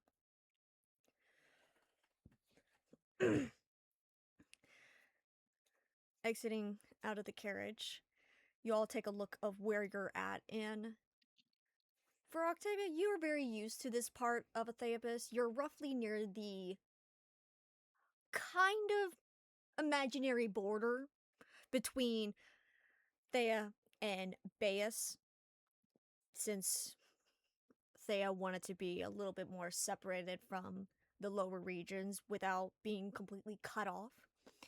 You see you're in the more, you're at the border between the two. And in front of all of you, you see this grand building. Almost thousands of feet tall. Painted in white that is slightly off, with these purple columns on either side. You see a much more sophisticated, like a, shit, what are they called? I can't remember what it's called. It's been a while. Like bulletin board, where it's not like a wooden one. It's more, like I said, refined, a lot more intricate, that matches the building. And on it you see different flyers for different things, but you mostly just see flyers for this play, where you see a very beautiful drawing of Octavia on a lot of them, with another individual on some of the other flyers as well, with the same name and everything, but just of a different individual.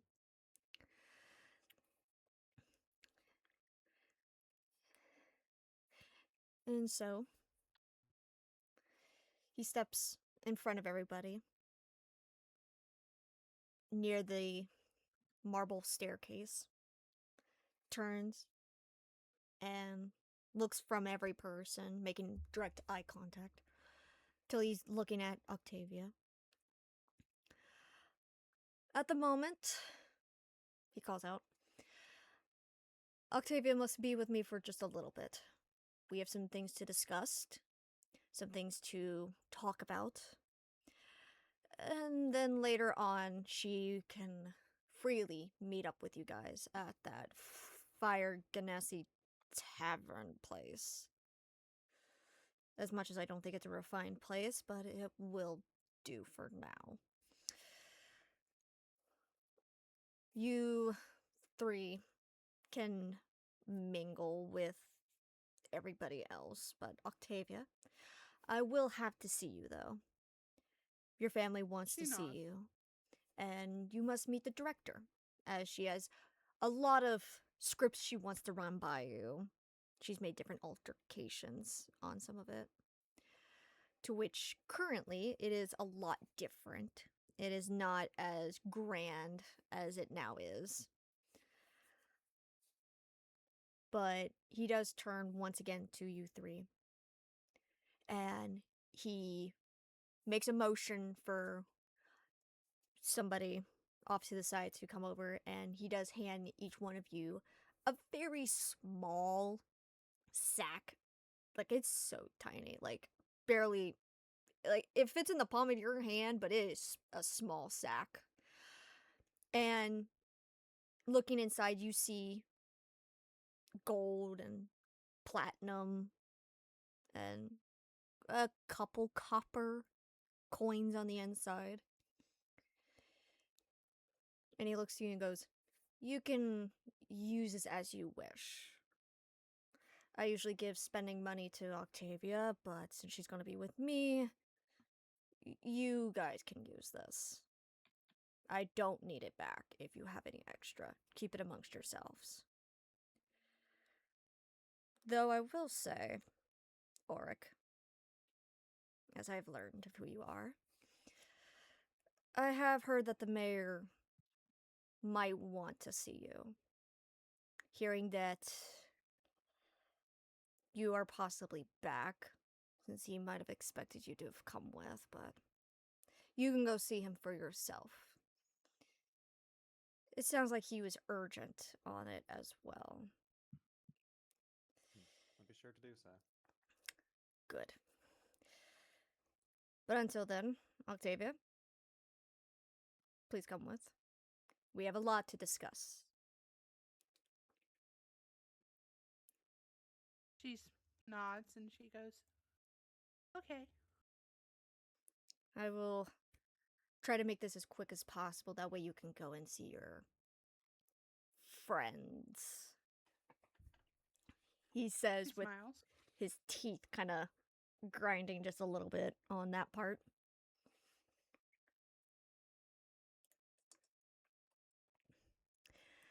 And so, you, Octavia, and everybody else who is part of your uncle's little thing all turn to go inside the playhouse, which leaves Auric, Elwyn, and Morgan standing outside with the carriages as you do start to hear them moving to go further down. And the carriages soon disappear as they make a turn. You three are now just left outside of the playhouse at this point. But for you, Auric, you do know that someone does want to see you.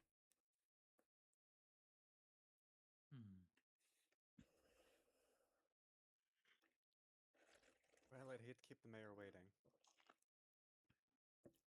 I Of course. genuinely nothing else I could think that we'd do. Okay. So you three start making your way back to where the mayor's office is.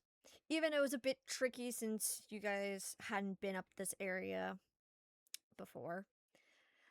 But following the signs, following where the very tall building of the mayor is, you managed to get back to his office, his large office space.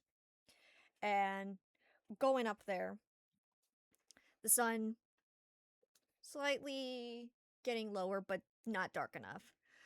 You guys go up to the staircases, and one of the guards takes notice, and he moves over to the side just a little bit and opens the door with ease. And he motions for you guys to head inside.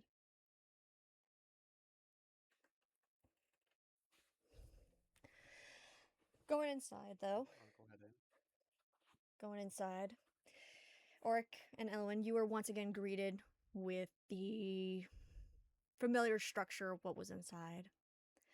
For you, Morgan, this is a first of seeing anything just like this, as being inside the castle was far more elegant than this place, but in here it feels more lonely, actually. A lot more quiet than anything. And making your way down, as you guys know exactly where to go, as you've been here before. You follow the long hallway, passing by doors that are locked, passing by paintings. You actually see some new ones have actually been put up in certain places. What would it be? Let me figure this out real quick. I need to figure out what this check would be. I don't know if it's inside or... Well... What was this do? Passive... I would say...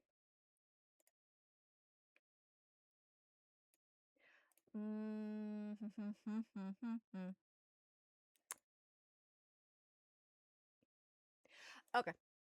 You can either give me either a passive, you can either tell me your passive insight, or if you want to give me investigation or insight, either one will work for this one. I'll roll insight. Okay.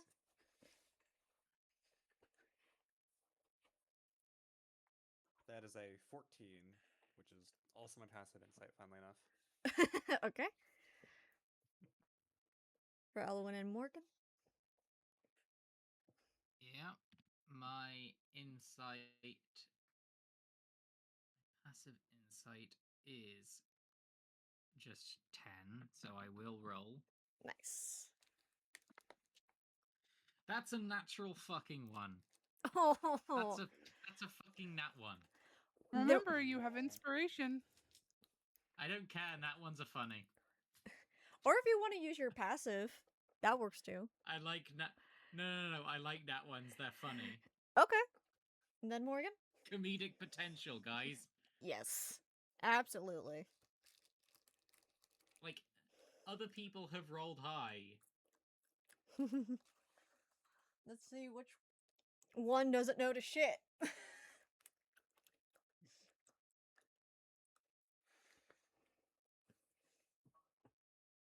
You good, Martin? Sorry. You're... Yes. Did I say that I got 19, or had I not said that yet? No. So you got a 19? Right. Yeah, I rolled a 16 plus 3, that's 19. Nice. For you, Elwin, I'll say you don't notice really much just because you're really focused more on like the new paintings because they look way better than the previous ones were ever. To the point that you're just like, who the fuck commissioned this person? I want something like this. I need this in my home. Yeah. For you, Oric, you get a very familiar, like, sensation you once had, like, when you first came through here, as you pass by a certain painting of this... Well, fuck me, I can't remember who the fuck this person is. Where's my book? Where's the book? Where's my... Hold on. I need to find my book of this person. Why am I never prepared for this guy? I think he does this I one. guess we'll never know. Because I never said it. So he has to be in here? No, I never said, man. Why am I so dumb? Oop, that is my headphones. Okay. Okay, I can't remember what color I made this guy, so whatever I said in the first session, I'm saying no, unless it matches. You pass by this very familiar, like I said, painting that you've gone by before of this dragonborn who is standing at attention. His... Oh, if it's the mayor, I think it's blue.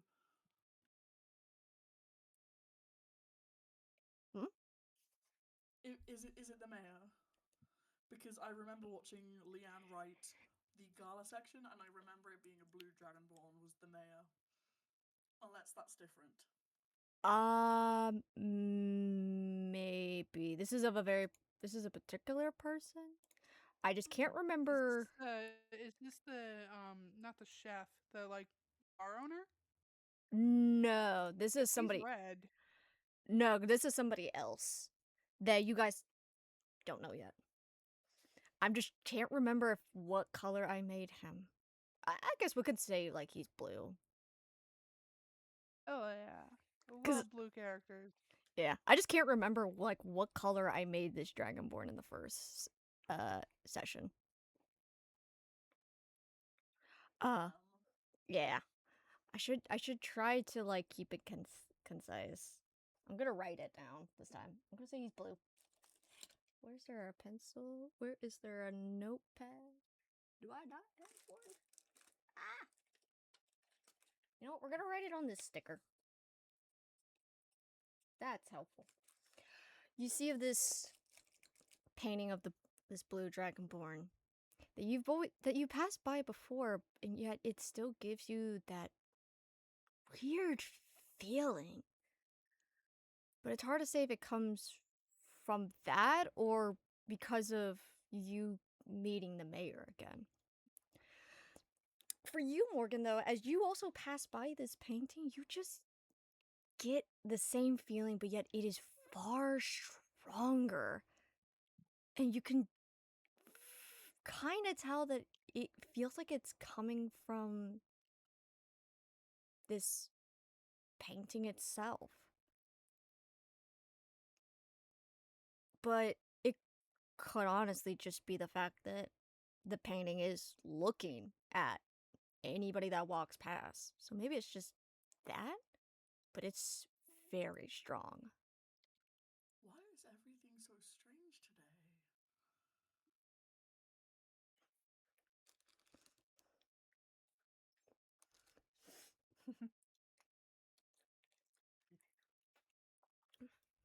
Do either of you know much about this painting? I can't say that I do. Hmm. Can I roll I an suppose it's Arcana not that- or? Yeah, if you want to roll an Arcana, go for it. I would love to. It is like it's not actually my highest skill. Fun fact. Despite the fact that I for my level 8. Because it's +5. Hell yeah. 23. Oh, Got an 18. holy shit. Okay, that Aw. is a 19 on Arcana. Nice. I'm trying to. I can't remember how the fuck to. Oh, there it is. Ban. You do not send messages like that in my chat. Fuck you.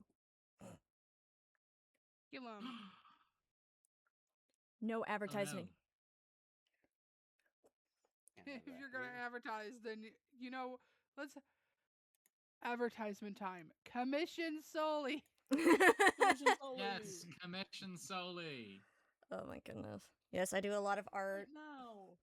I don't know if Leanne has commissions open. She's quite busy with work, but if she does, Yeah, she does really I good do, for stories. Oh, They're very she's good. such a good writer. I love her Yes. writing. Anyone else got commissions? She is.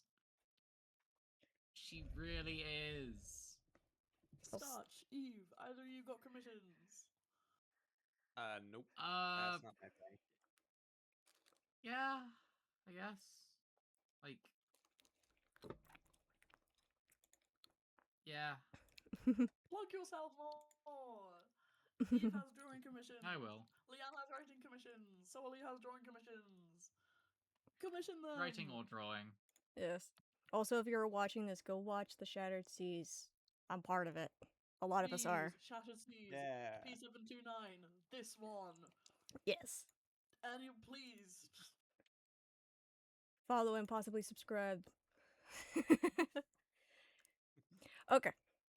So, what were those numbers again? I know they were both really high. I got a 23 and Eve got a I think- 19, I think. Yeah, 19. 19 Arcana, 23 Investigation. Okay. You both look more into this painting. And I gotta be reminded, Arcana. That's Arcana. I will say with the investigation, trying to see if there's any kind of indication of what is on this besides paint is hard to tell, as trying to move the painting itself is a bit hard to do. But you do notice that there's two different signatures on the painting and the back of it that has like it in its holding.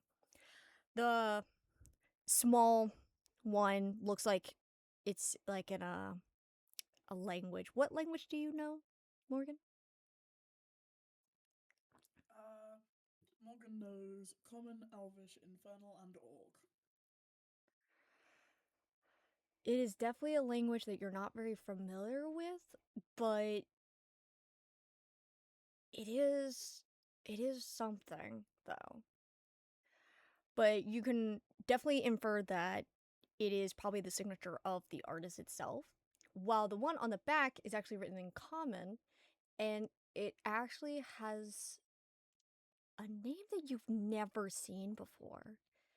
And even pointing it out to the others, I will say for everybody else, for you, Elowen and Oric, it's not entirely a very familiar name.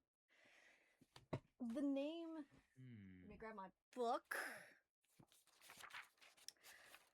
You see the name Sir William Blackshire III on the back of it. Now, whether that is the name of the individual in the painting or somebody just decided to write their name on it, a bit hard to tell per se, as it's doesn't give much past that. But you can make your guesses on it, on why there is a name. But I will say with the Arcana,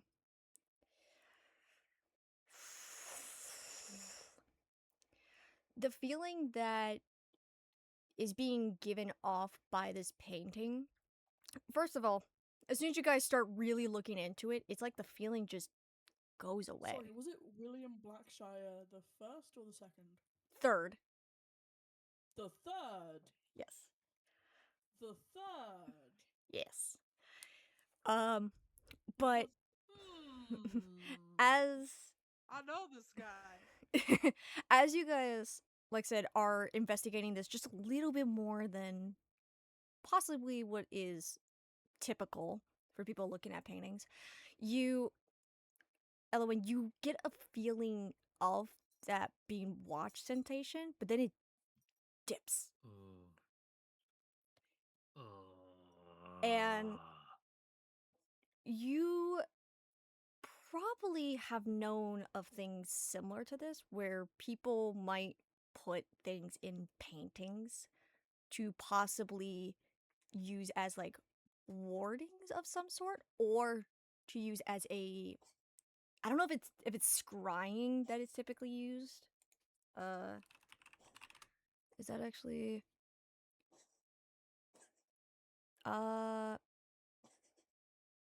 okay, not scrying, but kind of like using a object to look through to see something else. That is scrying. Oh, it is. Okay. Like crystal ball type thing?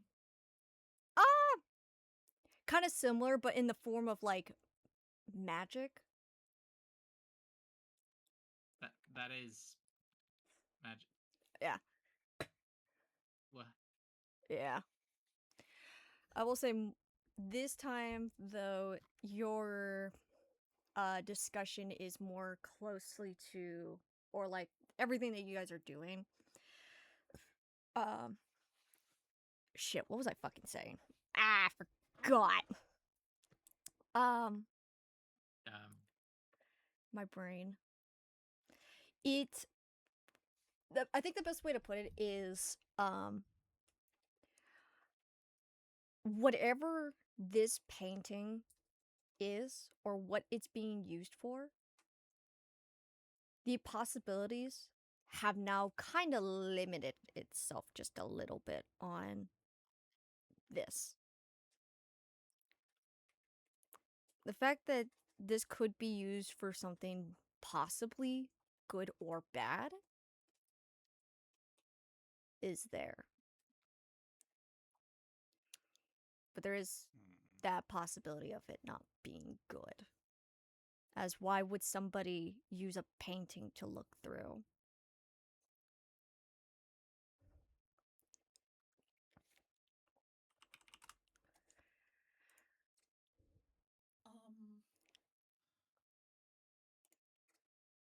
Morgan looks and kind of looks around as like observes the painting eye thing and goes, "This is a quite common trick in many different art forms, like in sculptures and painting and drawing. It's just a trick of the eye. It's not actually following us. It's simply an illusion."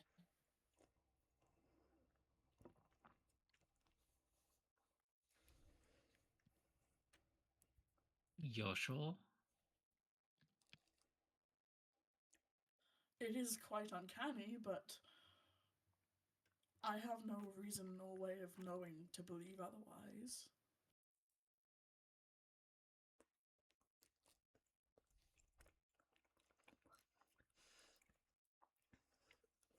As you guys are talking amongst each other about this painting, you do hear the door open, and out comes the a little bit more frail Earth Ganassi, the mayor himself, as he has heard talking and decided to come out and see what was going on. But seeing that it is you guys, his face does soften up just a little bit, and he does come over to you guys with a lot more of a warm expression. I see you guys are back now. I'm very happy about this, to be honest. I didn't know when you guys could have come back. Please, come with me to my office. And he guides you guys to his office, as inside it's still the same as it once was, except there are now extra boxes here and there full of documents and paperwork and whatnot. And looking into one, you actually see that one of the boxes actually has flyers that is obviously for the playhouse, with Octavia's drawn face on there, talking about the dates that they would have for a showing and how the grand opening is in a couple of days. And underneath you see the name of Octavia's uncle. We also see another name tied with it as well. What is the name? Shit. The name is shit? I didn't think that one through when I said that. What a peculiar name. Morgan looks around. Is this truly the gentleman's name or person's name? Shit? Who calls their child shit? Someone with low expectations. Clearly.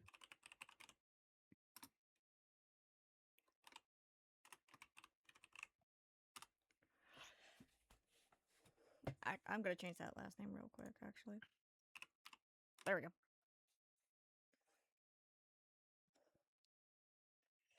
That is the name that you do see on there.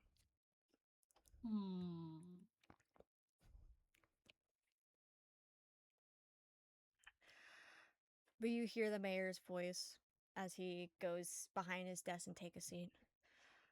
So, do tell me, what caused everything in Eltaron? Who was behind all this? And are they dead, or did they leave, or what happened? Is everything okay though? The usurper Catherine, she claimed to be a damn, what's the word? Azamar? Asmar, thank you. No problem. She claimed to be an Asmar and used that authority to seize control of a nation and overthrow its rightful authority, but she has been exiled, she has surrendered, and it took a fair bit of time, but we've managed to restore the kingdom to something a bit like what it once was, and we hope even to improve beyond where we were. I am forever sorry about what happened to Eltron, but I am very happy that it is going to be brought back to its glory once again. I know I've sent some people over to help out, but I just had to know if what or who caused all this. But Of course, and I appreciate your concern. oh, it's no problem. I mean, you run a city side by side with another so close in age that you get concerned sometimes. But the fact that somebody used being an Azamar to gain leverage is absolutely horrible, knowing what has happened to them. They must have known that the Azamar massacre that happened. It's hard that, and he starts to stumble over his words a little bit just thinking about it. But then he calms himself down and he grabs his water that's close by, takes a sip, and then just he shakes himself just a little bit. But I'm still very happy that you guys are coming back. I don't ever want to see such a grand city as of itself to fall ever again. Do you know if the queen is going to continue? I mean, she doesn't have her husband, but she is allowed to continue ruling in his wake.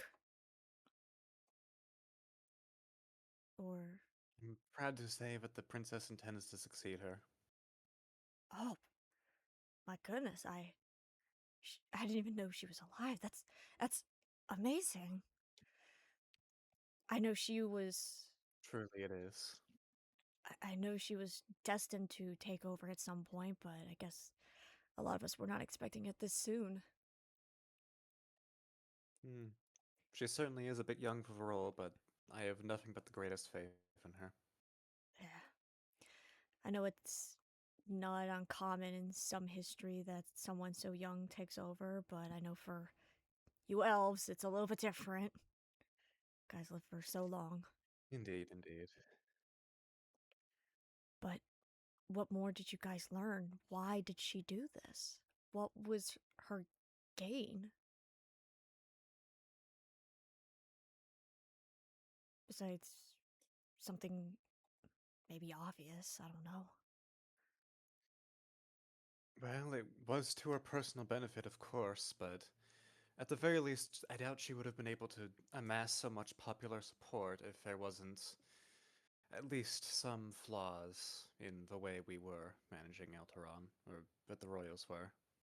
I never thought I'd say it, but in a few ways, we may be better off in the long run for having had to rebuild this way. Yeah. I know I grew up hearing stories of Eltaron and how, while they were such a beautiful city, it just could never accommodate some folks, especially fire Ganassis and even us, most of us Ganassis, besides maybe air, as they can better accommodate themselves. But I am happy that things are going to get better. And hopefully this individual stays very far away and doesn't try to hurt any more people ever again.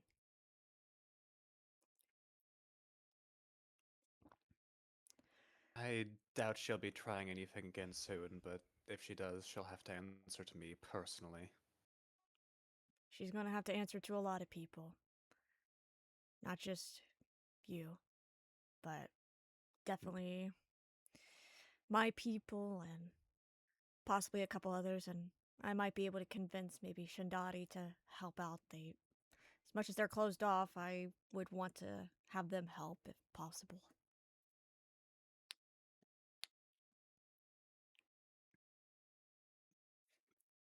Of course, we highly appreciate your assistance. It's no problem. Anything to help. Thank you. Well, I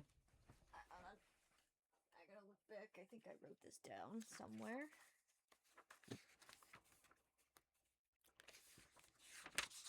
Let me see.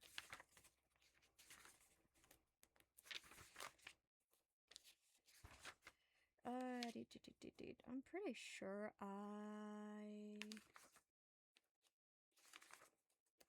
did I not? Did I? Oh, I thought I wrote something down. I must not have. I thought for a second I wrote down the wasn't because I'm pretty sure there was a reward for doing this. But I honestly cannot find where I wrote it. That's so weird. I wrote a lot of things down. Huh.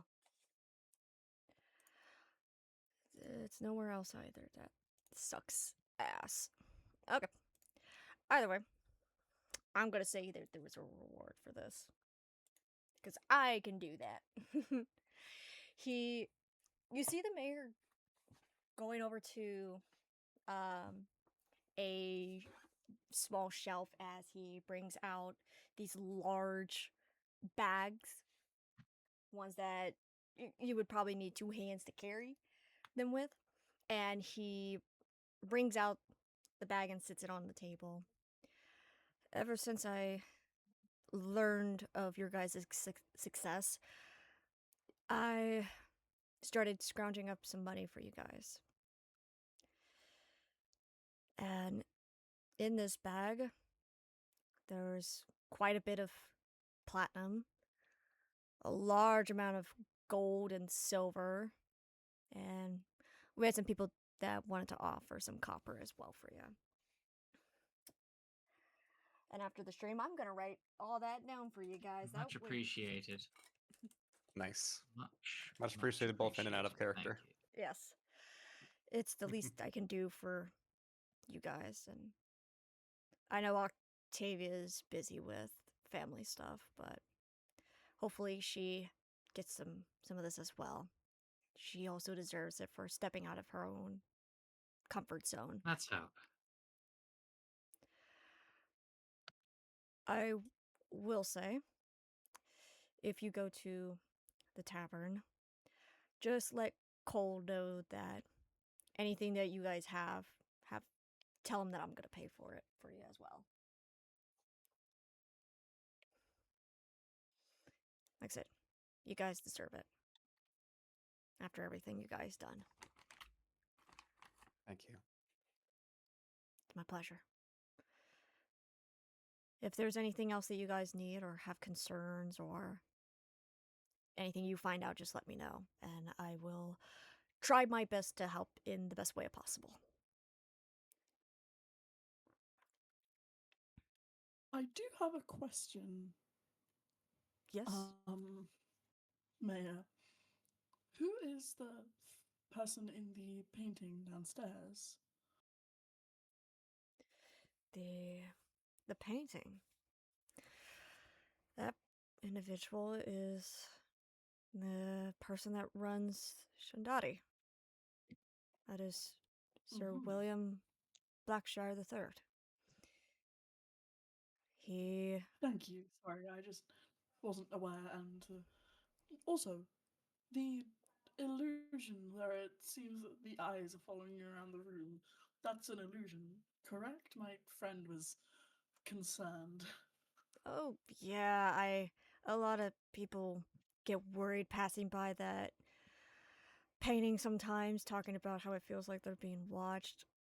At some point, you get so used to it that you ignore it. I'm so used to it, and previous people have as well. Oh my god, there's snow piling up on the attic, on the like window. What? Oh, Oh nice. yeah, You guys the are in roof, snow. the roof window. There's snow Yo, piling it's up. Like, snowing! Nice.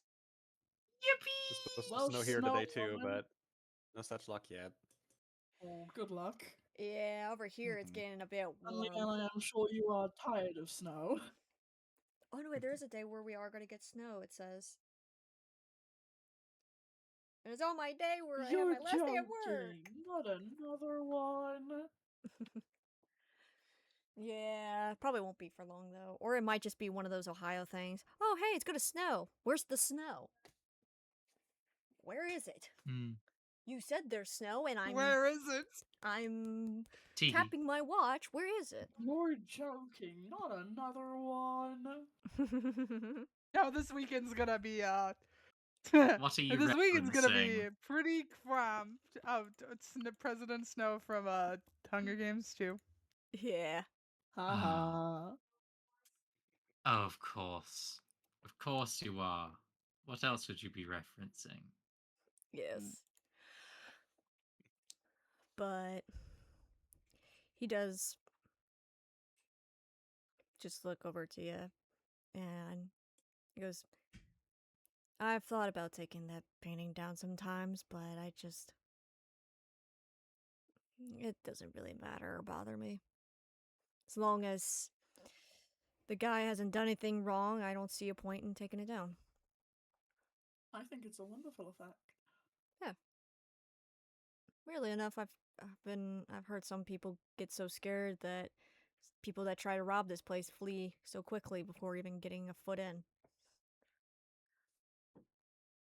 It's not common that this place almost gets robbed, but it's happened. Fascinating. Yeah. But like I said, if there's anything you guys need, just let me know as soon as possible. That way I can try to assist you as best as possible.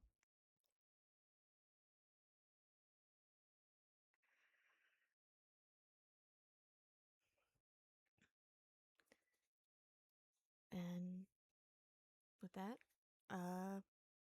where do you guys choose to head? Do you go to start making your way to the tavern? Or is there anything else that you guys would like to do? No chance we Hmm. could snoop on what's happening to Octavia, is there? Oh, absolutely. I we say can do that. jokingly. We can definitely do that if everybody wants to. If the other two want to head to the tavern, then I'll head to the tavern. Otherwise, I'm up for snooping. I can Yeah, I'm a definitely. snoop. Yeah, we can definitely cut over to I'd be down. Octavia. Okay. So, back over to Octavia. Yippee!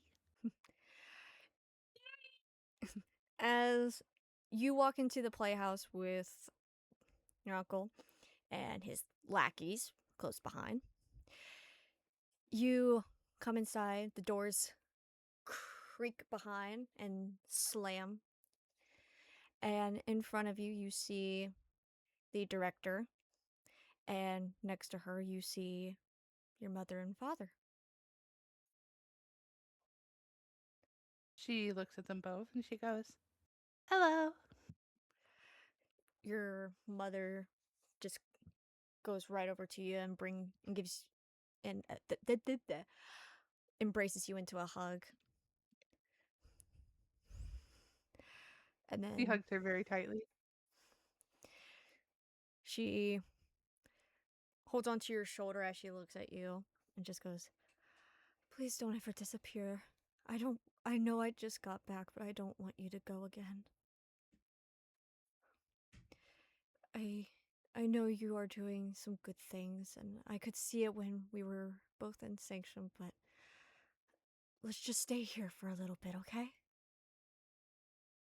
She very tentatively goes, I understand why you think that, but you have to know that I'm not aware of, like, being used to you being here. I know. It's a large change for everybody. But things are going to get better. I promise that. She nods. I can't promise that I'll be here all the time, but I will be more clear when I'm coming and going. I appreciate that. We all do. I just want to make sure that I can keep a good eye on you. We all want to make sure that you're okay, and that you don't ever get hurt.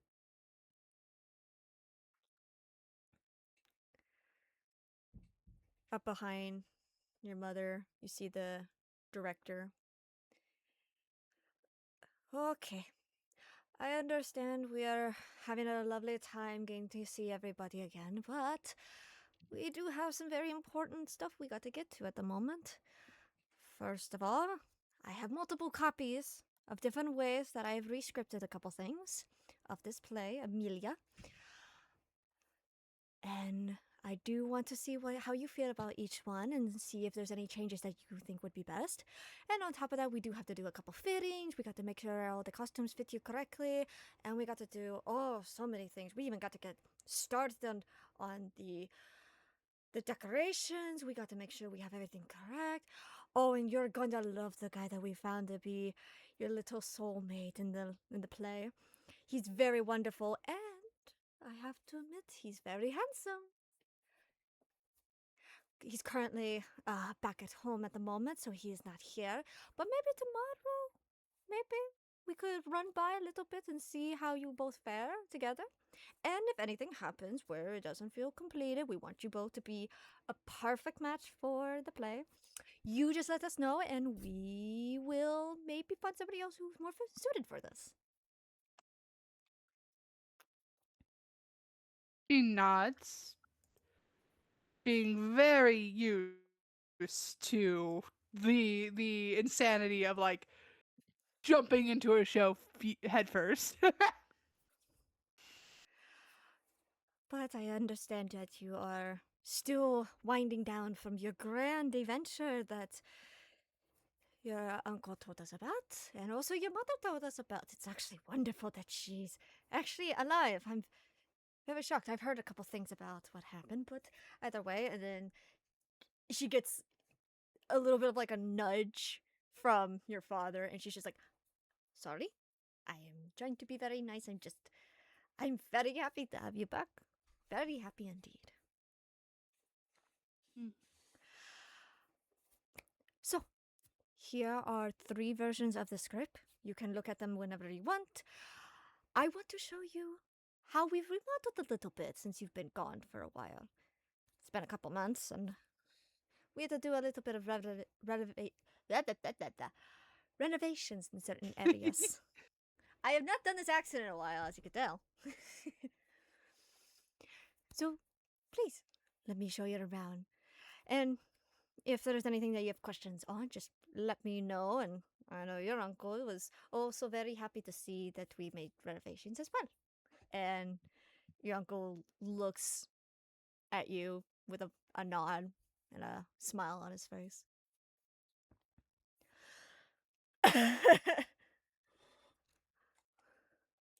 She smiles back.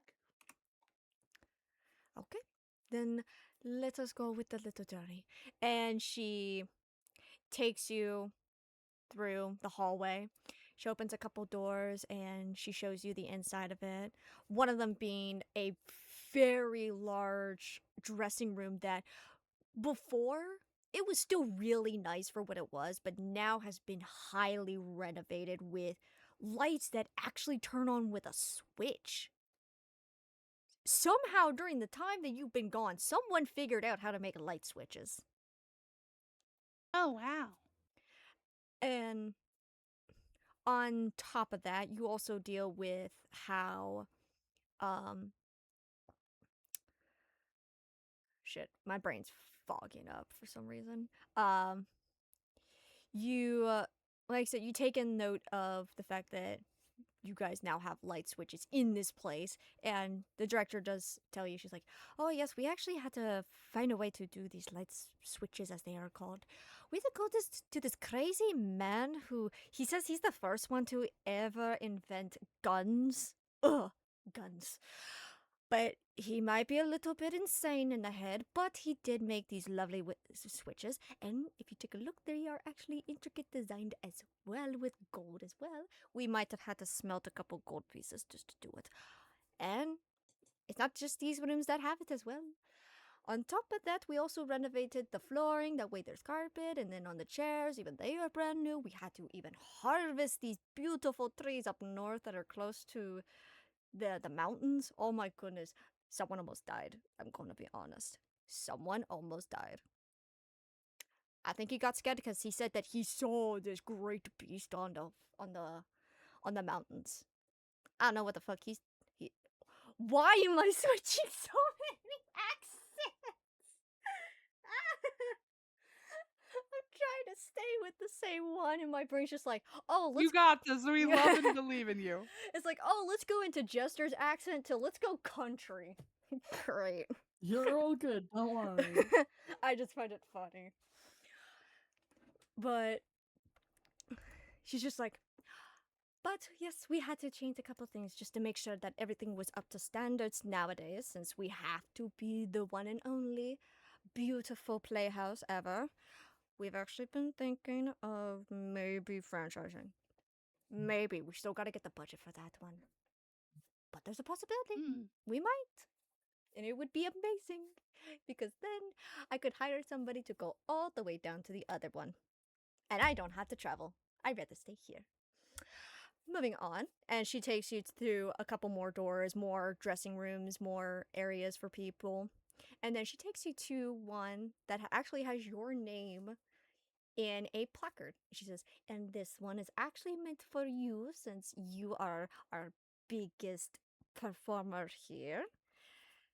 And as she opens the door, you see this beautiful room. It has a bed that you can lay on whenever you want. It has cushioned seats everywhere. There is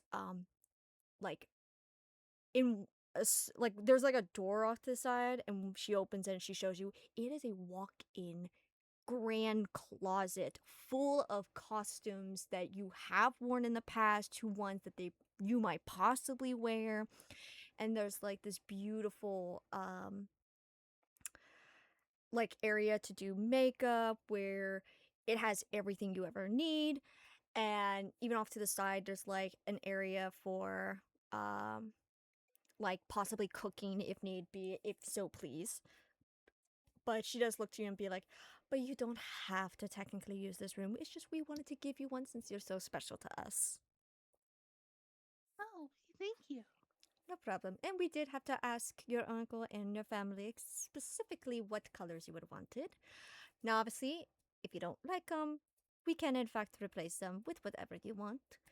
But just let us know before we do anything else as well, because we still are renovating it just a tiny bit. But past that, there are other places as well. There's more rooms for people. There are some that are shared amongst actors and performers and all the sorts. We also renovated the kitchen area. That way it's a lot more accommodating. We have more places to have different kinds of food and serve all sorts. And on top of that, we also are renovating the stage area. We heard about what happened to one over in Sanctuum, if I remember correctly. There's that incident happened there, if I remember. We are having to redo ours just so that does not happen. We don't want something bad to happen to anybody. And I mean anybody. We're also going to be adding little box houses as well. That way people can go into them if they pay a lot of money for us. Especially for those seats. They're beautiful. But yes, obviously I can't show you that area just yet. It's almost done. But we're still having to fix things. Also, I will have a turn area. That way we can rotate people. It's gonna be awesome. It's gonna be grand. I'm gonna have to hire more people. Is there anything else that you were wanting to see, or if there's any questions? And she stares at you with these big eyes. She smiles. She says, I think that's all fantastic. Oh, I love hearing that. I love it. But yes, if there are any kind of concerns or whatnot, just please try and find me. I may be someone in this building. It's large. It's becoming massive. But I'll be somewhere, and if you can't, obviously try to find one of my assistants. They will usually be having a pink little brochure on them that will give the idea that it's my people and not anybody else's people. And she stares directly at the people next to your uncle. To which they kind of shift nervously in their spot a little bit, except for one who just doesn't care. But if there are no concerns or questions, I will be on my way. You look over the script, you do whatever you need to do, and I would like to see you tomorrow. That way we can do costume fitting and we can get the guy to come over and we can figure out how everything will work out for you, okay? She nods. Thank you very much. Oh, it is my pleasure to be in the space of the great Octavia. And She shakes her head. That's okay. and with that she motions for her own people to follow her as she starts making her way further down the hallways, choosing a random door and just going through it. And in your hands you have 3 stacks of scripts in your hand, all of them saying the same thing, but obviously there are slight changes to them when looking through. But you do see your uncle looking at you with a more relaxed face. And he just looks at you and just goes, "So, how do you feel? Are you ready to get back into your entertainment days? Are you ready to shine?" She's excited at the prospect, but she's also like,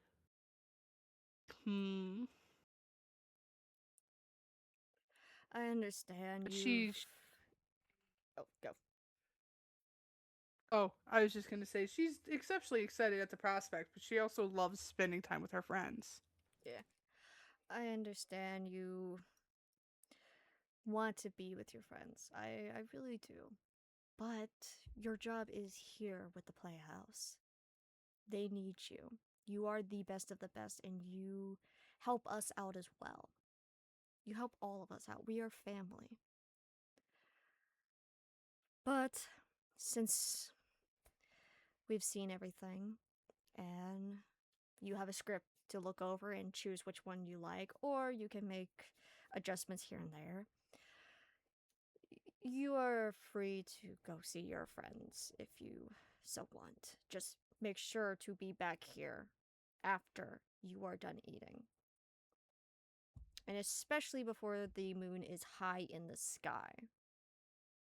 Okay? I don't want to lose She you. nods. Okay? And with that, you head out to go to Big Red's Tavern? She kind of glances at the room, and so is her dad, mom, and uncle still in there, or You guys are currently outside of the room in the hallway space. But currently, the 3 are talking amongst each other in hushed voices. But they aren't really paying attention to you currently. she opens the door and invites them into the room, and I'm gonna meta a little. If there's like a window or somewhere, a vent or something the party can eavesdrop through, I would love them to be able to do so. Uh,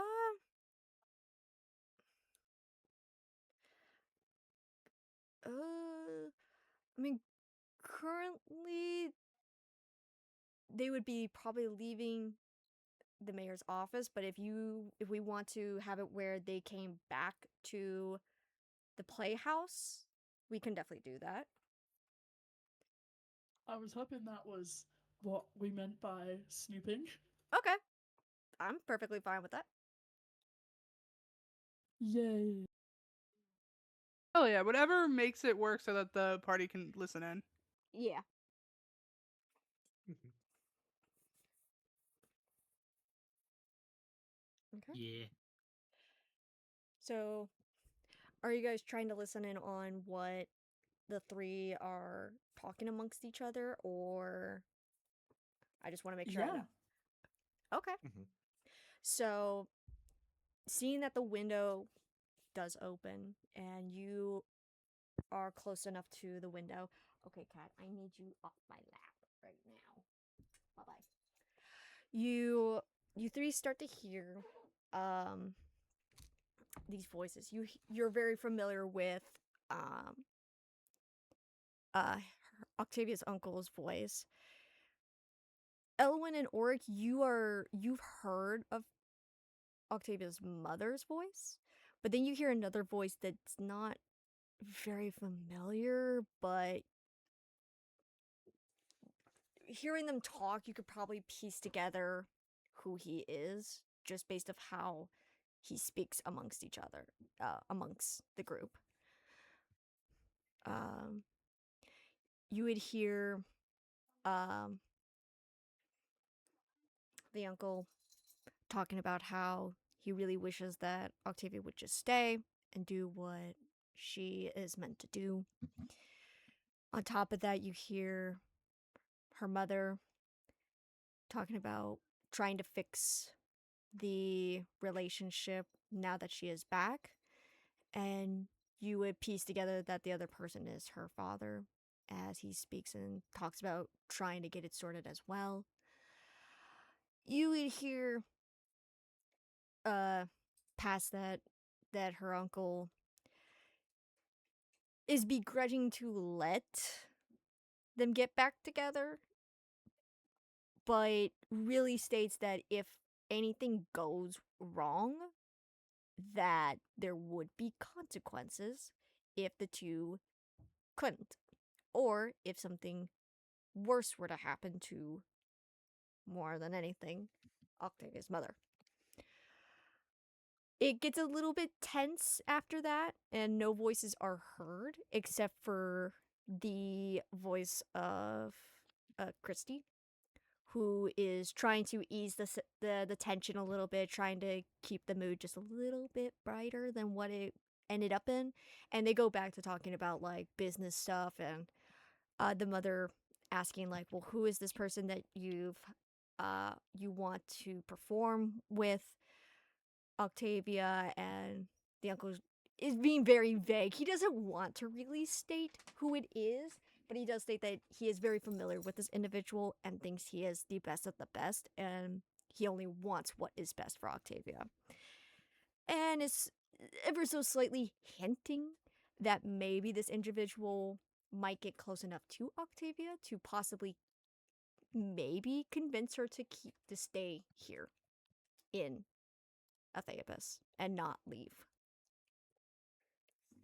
She's going to kind of pipe up and be like, "Who?"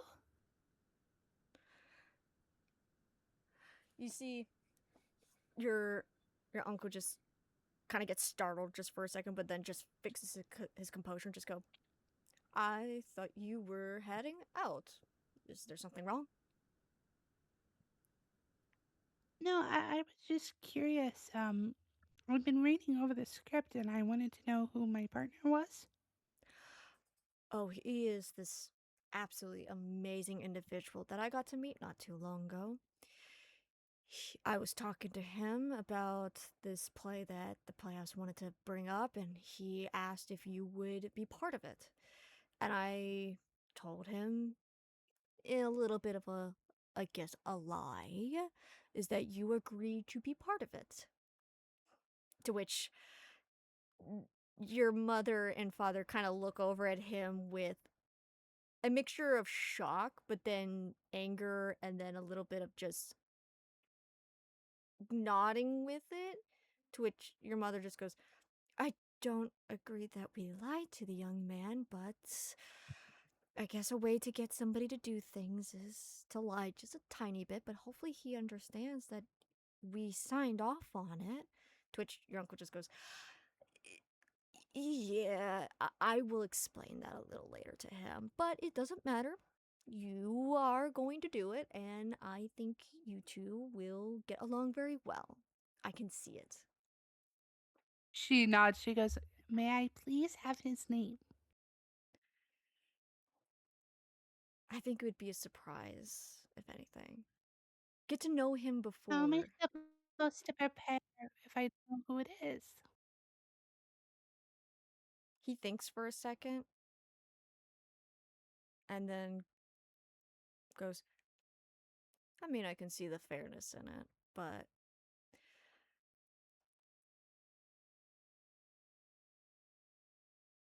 I want you to, like I said, meet him and see him for who he is before ever putting a name to a face. Because what if you might have met this person but don't like him? Or what if this is a person that you could possibly judge him? I mean, I doubt you would judge him for anything in his past or possible past, but I just want to make sure that first impressions say more versus a name. But I can give you this. He has a very strong presence. You probably have seen him before, but he was But so I never. haven't performed with him?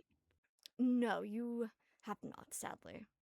He was mostly a person in the background, majority of the time. But he has gotten What did better. he do before? What did he do before performing? A lot of it was backup dancing, helping with small performances here and there, with hosting people up and whatnot. At some point, I remember his family telling me that he also helped backstage sometimes, and he was also an understudy a couple times. Very recently did he start actually getting important parts, and especially since you have been gone, he had to take over some of those big roles that some people wouldn't do without you. And sadly, some of those people kind of had to leave once they learned that they weren't sure if you were going to come back. But he very much stood strong. He even told me, he was like, I want to make sure that I can see her when she comes back. I'm not going to give Well, up if on he's her. so determined to see me, then maybe I should see him now. Well, he's at home. He's up north. The carriages are up and the horses are asleep. And he's, if I remember correctly, he goes to bed very early. He's an early bird. He likes getting up early and going to bed late or early. I can't with words.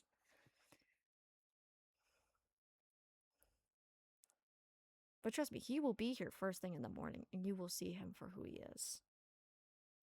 He's changed quite a bit since he started.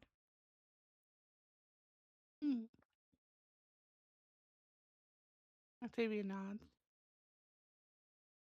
How about you go see your friends? They must miss you so much since you've been here.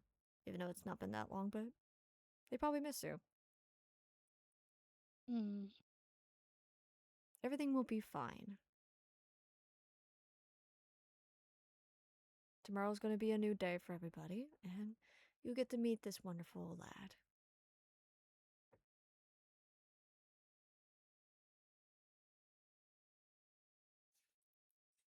She nods. I suppose I'll head out. Okay. Just be safe and be back before the moon is high in the sky. She nods. And you head out.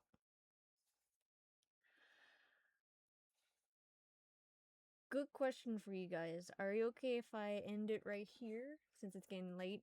Or do you want to? Of course. Of Okay. course. That's good. That'd be perfect. Okay. We'll start off at the tavern for next session. Hell yeah. Hell yeah. Yeah. Next session is going to be really was fun. good. Yeah. Oh boy. Yay. Next session will be a lot of fun. We're doing a lot of just learning about people. Interesting. And also we are Nice. getting into we're getting into a couple of things with some people very, very good. Yippee! I think this is going to be the start of Octavia's arc, and then we'll go into somebody else's arc after this, very quickly after. Ooh. A lot of this is going to still stick into Theabus, so this is going to be very interesting. Ooh. But yeah, I will go end stream, and then I will be back, okay? Mhm. Yippee! This was such a good stream. Yes. This was Yeah, so this is fun. fun. This was good. Yeah, we're back! Yippee! We're back, baby. Woohoo. Okay, so that is the end of today's fucking session. I want to thank you all for coming and watching the stream or the VOD, and hopefully the next time we see you will be session 24. This will be up on the YouTube page hopefully by Saturday or Sunday. I don't really know. But yeah, welcome to the next act in the Traveling Hearts. Bye bye. I will see you.